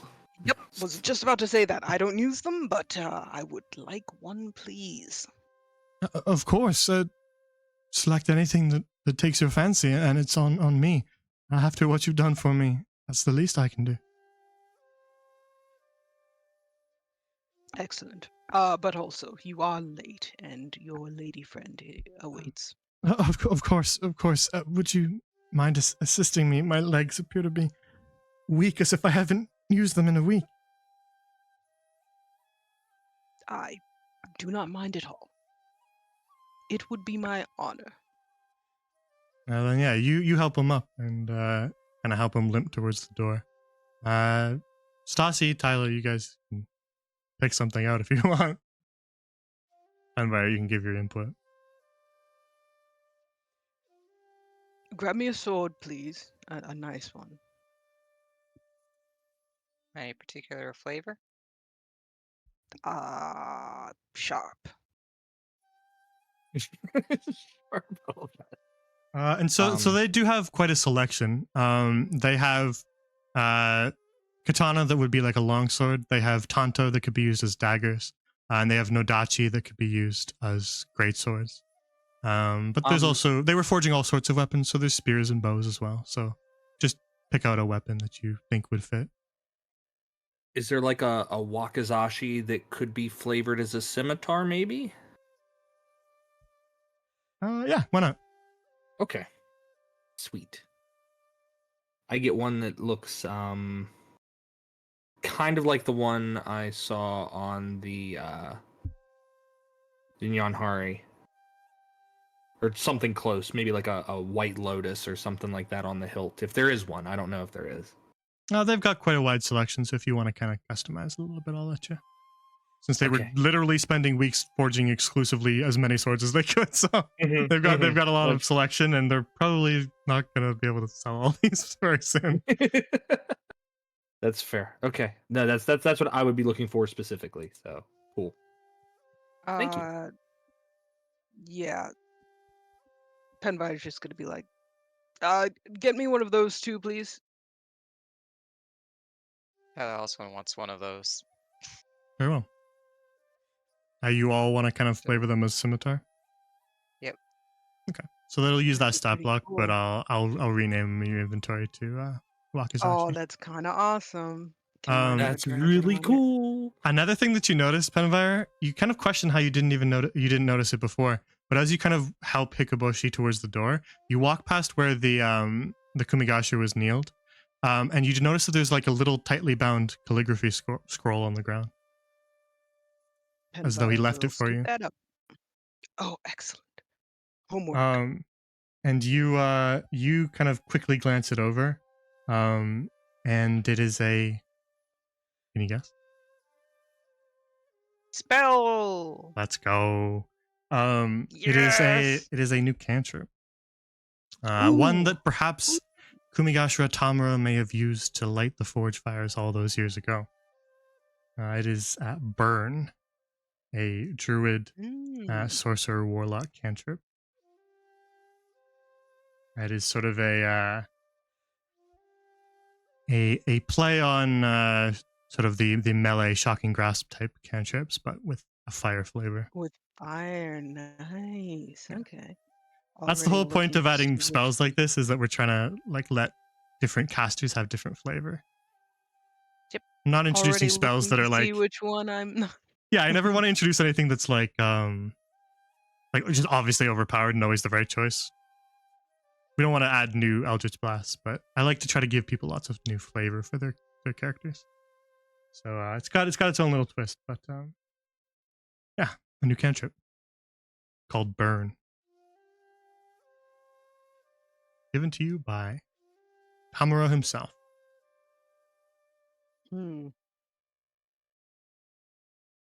So yeah, you help Hikaboshi towards the door, and Miyako herself a little wobbly, but she stands on her own 2 feet using her staff. Wants to offer Miyako some assistance. Yeah, you can help her out a little bit. So kind of like use one hand on her staff to brace her and the other kind of on your shoulder as she walks along, as she's rather wobbly herself. Is And the so, unicorn still there? yeah, why not? I would like to ride the unicorn. The unicorn is not corporeal. Yeah, I'm that's true. sorry. I would like to attempt to ride the incorporeal unicorn and make a fool of myself while doing it. Yeah, you just go right through it and flop onto the Yeah. ground. Make an acrobatics one. Yeah. I just bunny hop away like nothing ever happened. It's like when a cat goes after something and misses and embarrasses itself. It's like, nah, that never happened. I'm going to hold the door for everyone so that way they can all go outside. Pretty sure the unicorn's gone. It only lasts a minute. Yeah, well, it lingered for that last thing, and then it disappeared. It stuck around just to do that to Stassi, and then it left. Mm-hmm. Exactly. I knew it. I Yeah. It was knew like a proud whinny and a little shimmer of its mane, and then it disappeared. And so yeah, you as a group make your way back along to the artisan's quarter, towards the Tanabata square.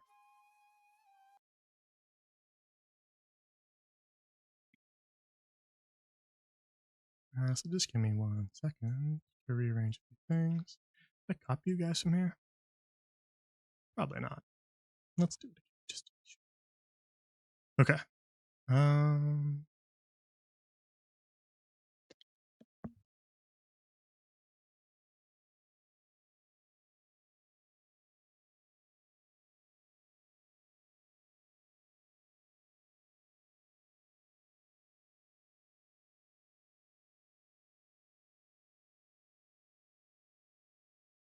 Delete you guys from there. All right. As you guys make your way back to the square, you see that there's like, it feels as if the crowds that were sort of dispersed throughout all the streets, at one point, kind of each looking at their own stalls, they've all sort of amassed into that square near the garden. As you see that the square, as you approach it, is a lot busier to the point where there's almost a crowd kind of blocking your passage. So let me just get you guys in there, and then I gotta adjust a couple more things.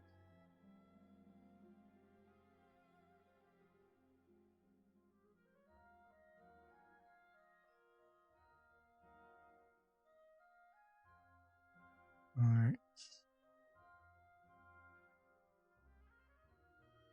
And of course, Elspeth joins you.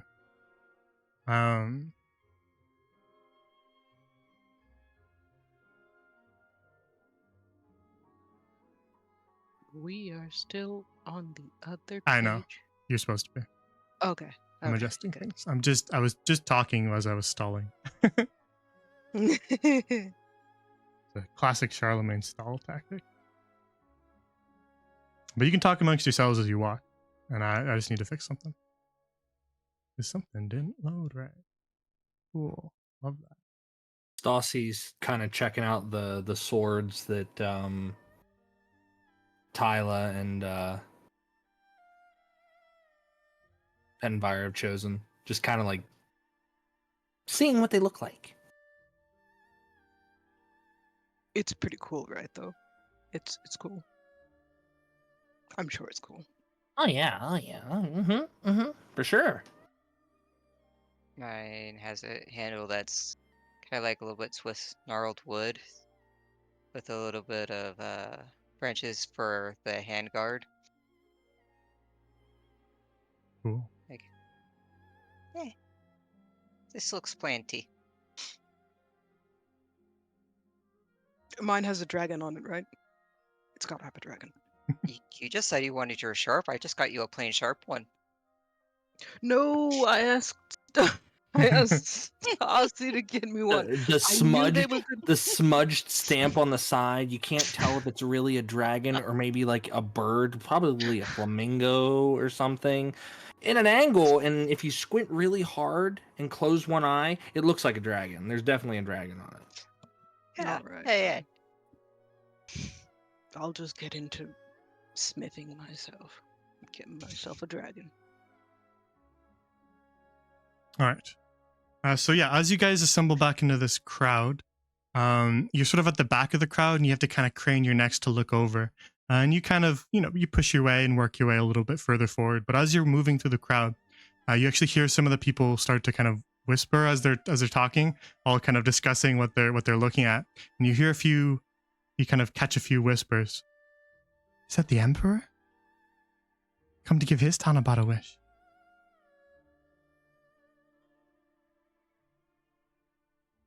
As they all kind of gossip about what they're looking at.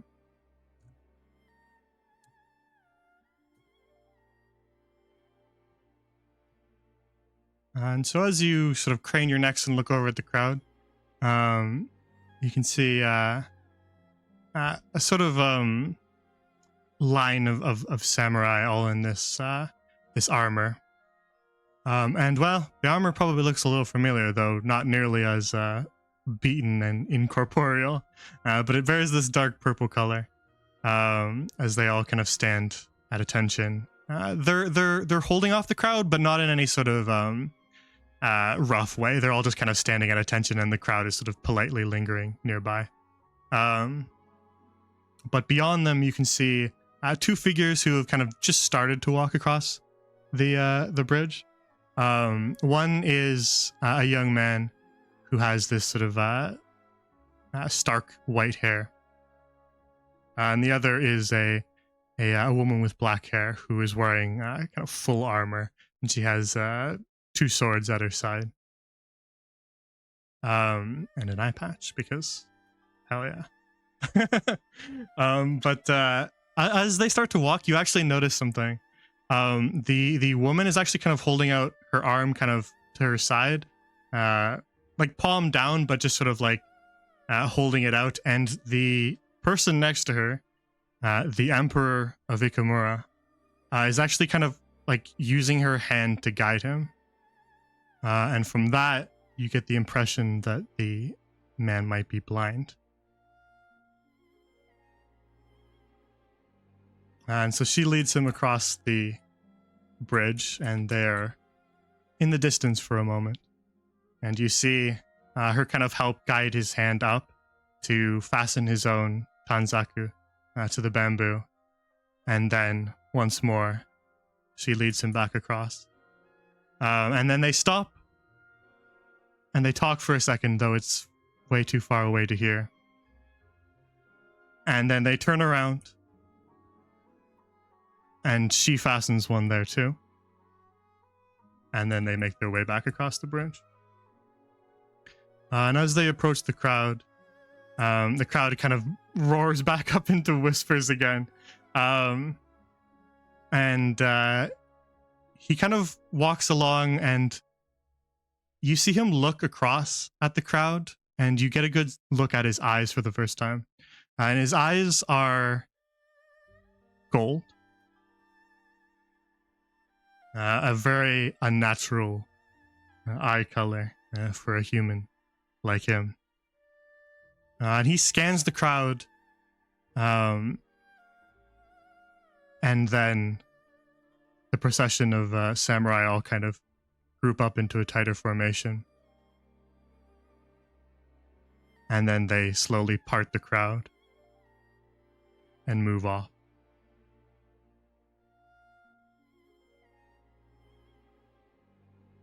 And gold eyes lock with gold eyes for a second. with you, Penfire? Yeah. Sure, yeah, you want to make an insight on when he kind of, because he did gaze across the whole crowd, so he would see if you're at the front of the crowd. Ooh, insight. Yeah, make a little insight. Insight's very bad. I've got a gold eye too. Oh, you can make one too, Stassi. Hey! You said insight? Tyler can as well, anybody can. Yeah. Ah, that's a 5. It was almost a 17. It rolled and then fell over. That's okay. Yeah, for just like a brief second, he makes eye contact, and there's sort of like almost like a chill that runs through you, Penfire. The others don't feel this, but there's like a chill that kind of runs down your spine as if he saw like your soul, Penfire. And then he moves on as his gaze goes across the rest of the crowd. And then as they disappear off down the road and the procession of samurai leave, the crowd kind of collapses back in and they all kind of talk, and then slowly but surely the crowd begins to disperse as everybody kind of fills back out into the rest of the festival.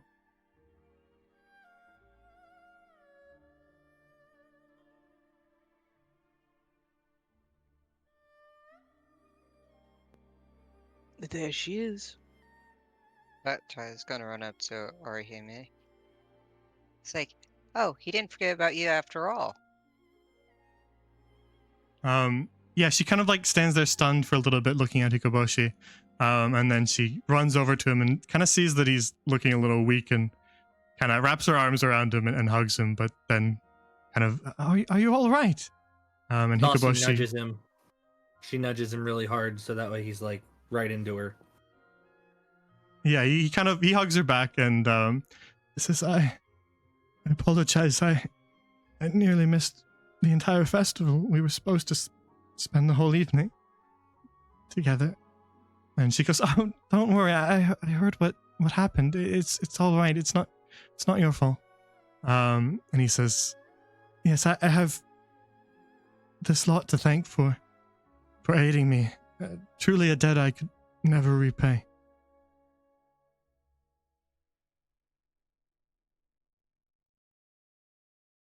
You don't need to. Just have nice fun and remember that the Candletree Consortium helps those in need. Candletree Consortium, you say, says Orihime. I'll remember that. And thank you all again for helping him. She kind of says, I can help him from here to you, Penvire. And she sort of takes you a bit sure? of his weight. I Oh, mean, she I can herself help. is quite tall. No, She's admitted to it. I She's know, huge. but he just doesn't really get it. He's, are you sure? I can. It's fine. It's I'm quite having a all right. great time." Hikoboshi, we should at least spend the rest of the festival together. You haven't even made your wish All yet. right.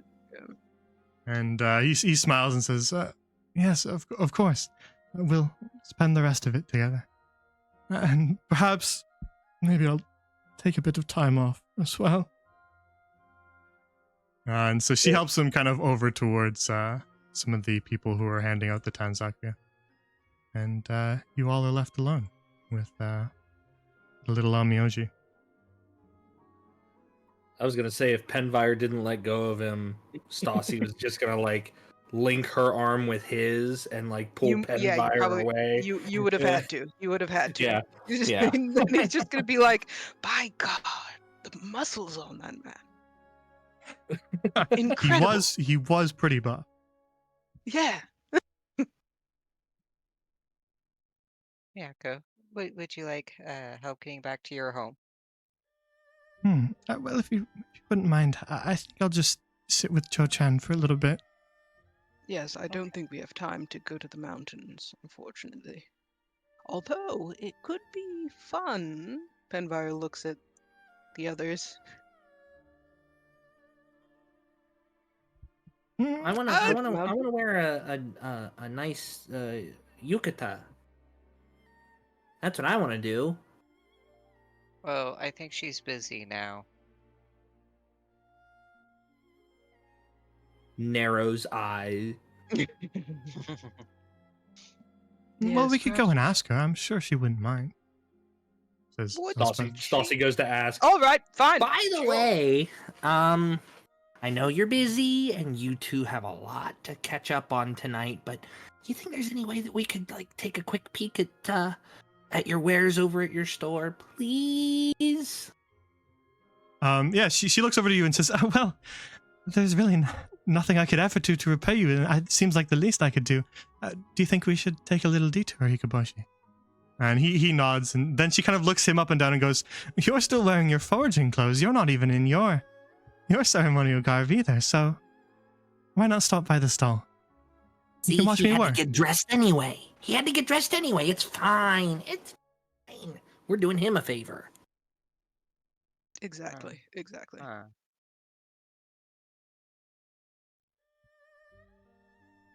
Elspeth gives Miyako the spare dumpling that no one wanted, and she just Cold goes, now, but it's still delicious.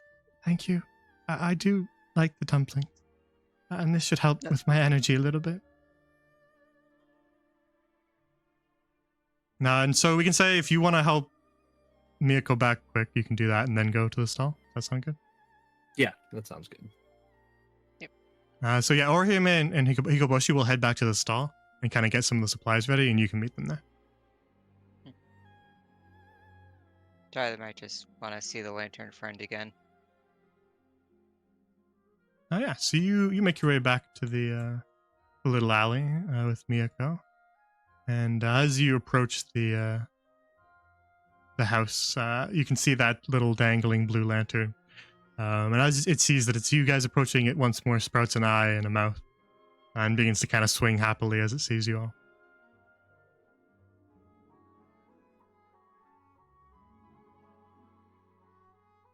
So it just carefully goes around the others and goes, "We brought it back." And Miyako sits down, kind of on the porch next to the little lantern, Cho-chan, and she just kind of starts to nibble at the dumpling she was given, and says, "Thank you all for helping me. I'm not sure I could have managed an exorcism like that without you." We couldn't have done it without you. Obviously. We We literally could not. worked well as a team. That is a fact. Do you have any other friendly yokai? Well, Cho-chan right here is my friend, but I have met some in the past.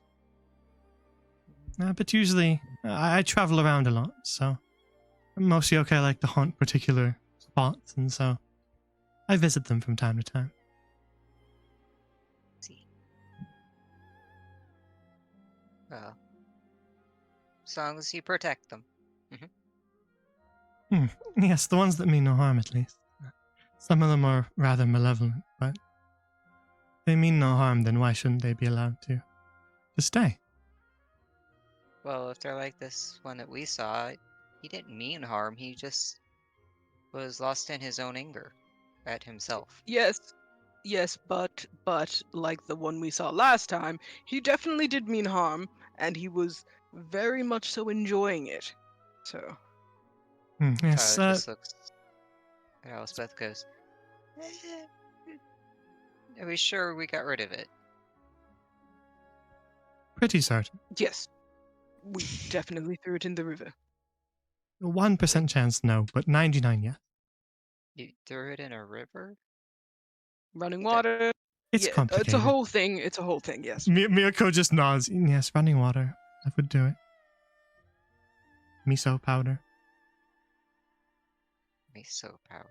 He's just kind of musing off all the things you guys had to fetch And the- last time. And the silver Mm. yes. Silver vessel, yes. Mm. Well, don't let me keep turned you it any into longer. Soup? I'm going to go get some cool clothes. Penby just backing up slowly. How'd I it would taste? love to learn more about you and your people, Miyako, and I hope to see you again sometime. It has Yes, if been- you're ever in Ikamura, perhaps we'll run into each other again. Oh, I hope so. I hope so. Hi, thanks again. They just kind Bye. of Miyako waves, and the little lantern kind of swings back and forth as if it's waving. Do you think they'll have a dark one? I think I look best in dark colors. Maybe it'll have a Yokai dragon on it too. It could be dark with a dragon. Yes, definitely a dragon, definitely. And so you guys make your way back onto the sort of street where the other stalls were, and you find Arihime and Hikoboshi, who are Hikoboshi's kind of resting against the table, but Orihime is now kind of preparing stuff for you all. He's kind of getting everything ready, and the bunny girl, who was named Nanako, but you never asked her name. She just kind of is trying to stay out of the way. But she sees, Orihime sees you guys approach and says, Ah, there you are. Stassi is vibrating with excitement. As is Penvire. Now then, you can try on some of the ones that we have already made and see if they fit you if you like the style. But I can also tailor special for you if you wish. Wait, how long would that take? Well, the measurements wouldn't take long, but then I would have to sew them, and you could pick them up, well, in a few days. How long's Oh, the we could do festival? that? Yes. How long's the Also, festival? I'm pretty sure. I think it's just today. Oh. Yes.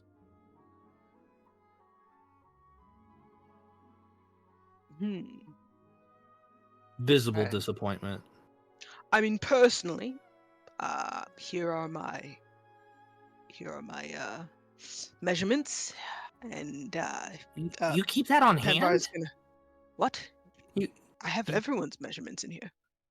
Wait, you have my measurements? Wait, To the You have best my measurements? approximation, You yes. have my To the measurements, best says Elspeth. approximation, yes. To the best approximation, She yes. she narrows her eyes and says, "Can I see them?" Okay, I would like to see All mine right. as well. yeah, mine Sure. too. Like, all, we're all crowding around Ben. All right, sure. Here, hold on. This is your page. And he's just like showing. Okay, and here's. Wait, should he like do a check to see how well he did on each one of them? Yes, if you want yes, he to, should. but you don't have. Yes. What would he do? It would be like an observation thing. Tyler would insist. Intelligence? I don't. What? Yeah, that works. What do I do? Intelligence? Okay, I'll just. say Intelligence, intelligence. insight would be fine enough too. Yeah. All right. Intelligence is D20 plus 3. 18. All right. Who was that for? Oh, I have to do it for each one of them. I mean, you can just make it flat if you want. Yeah, that okay, works too. flat, please. All right, then yeah, they're all pretty accurate. you all must begrudgingly admit that Penvire is kind of not that far off. I take pride in my work. You know. Elspeth nudges you and goes, "I'll slip you a gold if you add a few inches into the bust." It's Hmm. you didn't count my ears. I'm taller than this. I know I am. I know for sure I am. And Actually, I Stassi's red faced and upset. It's fine. It's fine. I'll put the Pretty ears sure in. my wings were bigger. I'm not sure. I'm pretty sure these are accurate, but you know, room for error. Oh yeah, lots of room. And she's trying to stand on her tiptoes. And do it again. Well, you can show me the measurements if you want to see if we've got any that might fit you. Tyler hands hers over. She kind of examines the measurements and says, "Yes, we should have a few at least if you want to try them on. There might be something to your liking." Stassi anything reluctantly hands hers over. Yeah, she looks it over and goes, "Yes, some of the children's sizes might fit you." Maybe. Ah. She hops and she's like, "Fine, I'll put on a kid's," and hops and goes over here. But go on with everybody else. So yeah, she kind of again, she has some kind of already hung up because they make sort of pre-prepared ones in the average sizes so that people can buy them right then and there and change. But they also have kind of all the tools there so that if someone wants to order one for the next year, they can do so right Yes, there at the stall. I would like to order one for next year. I want a dragon on it. I want it to be dark. So she starts to like sift through fabrics and she picks out all the dark ones. She starts kind of showing you them. I don't know about. Oh, that purple. I think a dark purple. That Hmm. that looks rather Very good choice. Very good choice. And so she kind of leaves that one off to the side and says, and what color for the pattern? And she begins to sift through more kind of thread colors. Ooh, I'm thinking gold. It rather brings out my eyes. Purple and gold. That's a good And choice. kind of like winks. And so she kind of assembles all that, and she says, can I jot down a copy of your notes here? Oh, yes, of course, of course. And so she quickly jots down the measurements and then says, perfect. Well, you saved me some time. I don't even have to measure you. Yes. Always trying to help. And it'll be ready in a few days, so you can pick it up then. All right. I'll be back. I'll need some more time to figure out those dumplings anyways. Very well.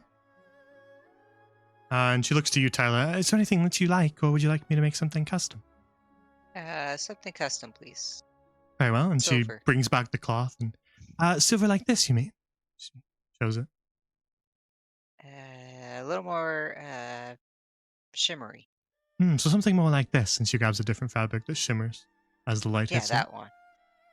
Perfect. Perfect. And any designs or floral patterns or anything like that? Could you do like cherry blossoms? Of course, the sakura are very popular. Any color in particular? Pale Traditionally, pink, sakura please. would be, of course, yes. Pale pink.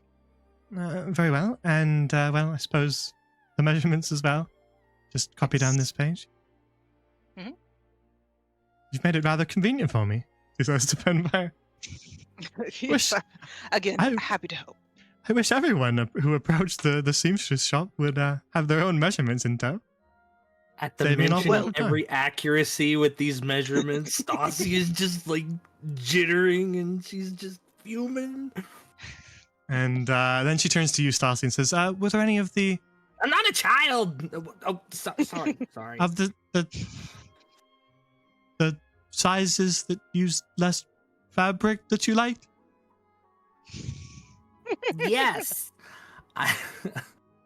She's looking at like if there's like any light teals or anything like that. Yeah, for sure.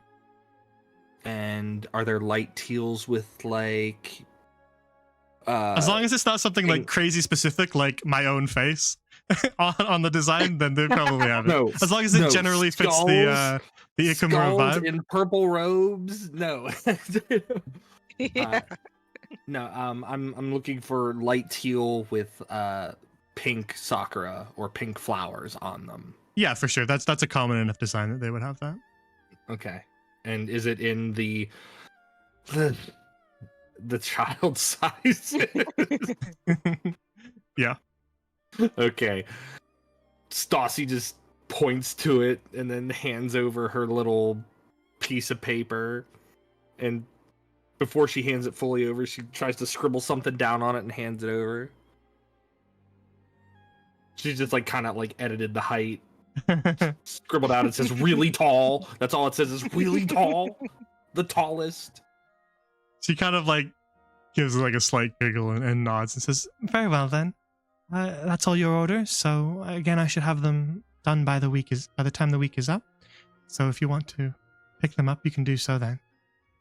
Is that everything? Yes. And of Anyone? course, no charge for any of you after what you've done to help my Ikoboshi. Penvire's Right. eyes twinkle. Taylor looks Uh, up at we- Envire. How are we getting back here to pick them up? I suppose we will just Well, have to have another we can educational probably- expedition. Yeah, we'll talk Avogadro into it. So, Yep, I'm sure. We work well together, Elspeth. she nods. We'll get here, don't So, we? An excuse for another field trip here. Got it. I mean, look at this place. I've never seen it during the day. That would be new. That requires more work. Maybe next time you come here, there won't be a yokai waiting for you. Oh, well, that's Hopefully, no fun. but Yeah, wouldn't maybe a count on it. dragon will be waiting for you. Yeah, maybe it'll be Ah. something different. That's true. You can't keep getting the same information if you keep finding the same thing over and over. Well, this one was different. They were you quite see. different yokai. Yes. But Required wouldn't you different want methods. Dragon.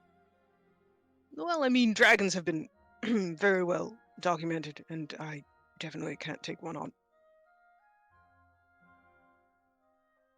No. No, did you see me in that fight? He cut me in half. You said yes to an honor duel. Yeah, It was we did. honorable. It was very Well, honorable. what else was I going to do? Not do that? I mean, Yeah, that's what I did. yeah, but that was after you saw what would happen. Well, yeah, but even then, turning it down was worse. You just don't say anything and you wait.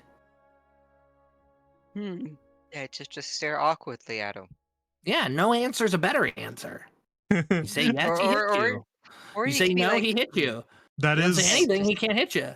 that is unironically the solution to a different yokai. oh yeah, But yes and no are just both don't draw fine. their attention. I think I know that yokai. Yeah, Yeah, it's I'm pretty sure it's- Jotun the knows that yokai. slit mouth The one. slit mouth. Yep. Yeah. Am I pretty? Mm. Mm. You're average. Mm. Mid, to be honest, is what you tell her. Yeah. TBH. TBH. But Orihime kind of looks at the rest of you and says, "Thank you again for helping so much." And Elspeth says, "Should we be getting back then?" Yes, yes. Oh, yes, of course. Everyone, let's just do it here. I'm a little tired of walking. Have a good night. You as well, and thank you again one more time. Stassi's getting some food for the road. Good idea. Good idea. Well, I'll just get them. I mean, I'll try and make the dumplings, and then when I succeed, I might Elspeth just leave.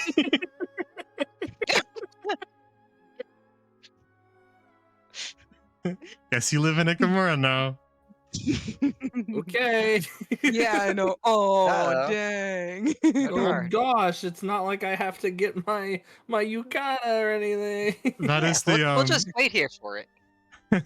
that's the power that Penvire holds by being guy who holds the returning The stone. guy, yeah, who has certain.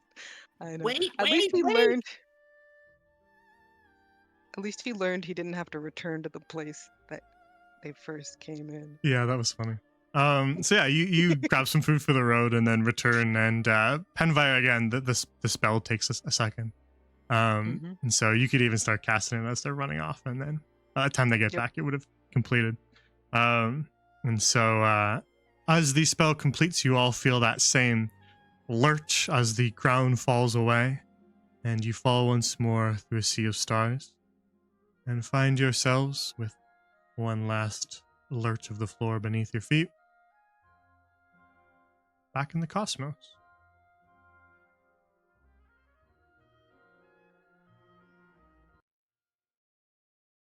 And Avogadro is patiently waiting. He's kind of reading a book, just doing his own little research. And as you guys materialize, he looks up and says, "Ah, I trust you had a good time at the Star Festival?"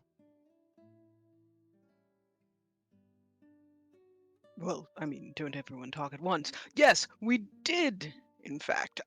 Research. Panfire hands him the scroll. He looks it over and says, "Can't say I've seen this one myself. Valuable addition to the collection as always, Penvire. Of course, of course. Feel My free to hold on pleasure. to it, show it around to some of the other scholars in case they bear interest, but feel free to hold on to it." Yes.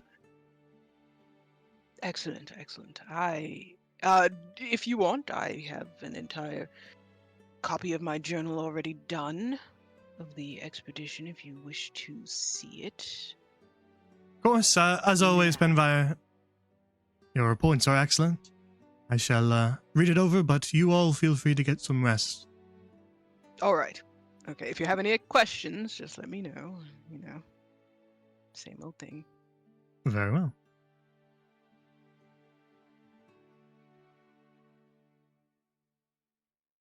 And so you turn away from Avogadro and make your way back towards the door that leads down that long, long, long spiral staircase.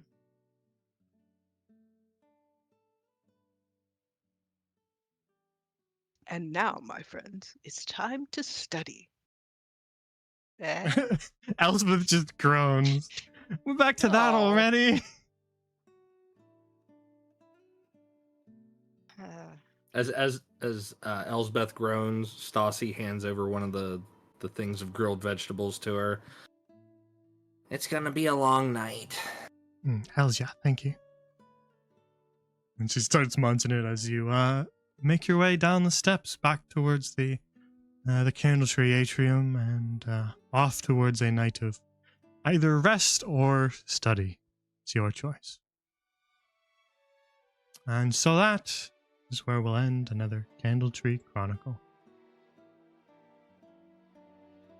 Yay! Good Hooray! job, guys. Yeah, we survived. I got scared. I Nobody got died. scared. Man, was I scared. One hit, I got hit to 3 hit points. I was like, oh no. I would Yeah, not but have we got survived you. an AoE. I would not have survived that AoE. Oh, oh, that was so bad. Yeah, it's never a real candle tree if Penbuyer isn't half dead Happens every time. Tradition. every single time. All right, let's head back over here.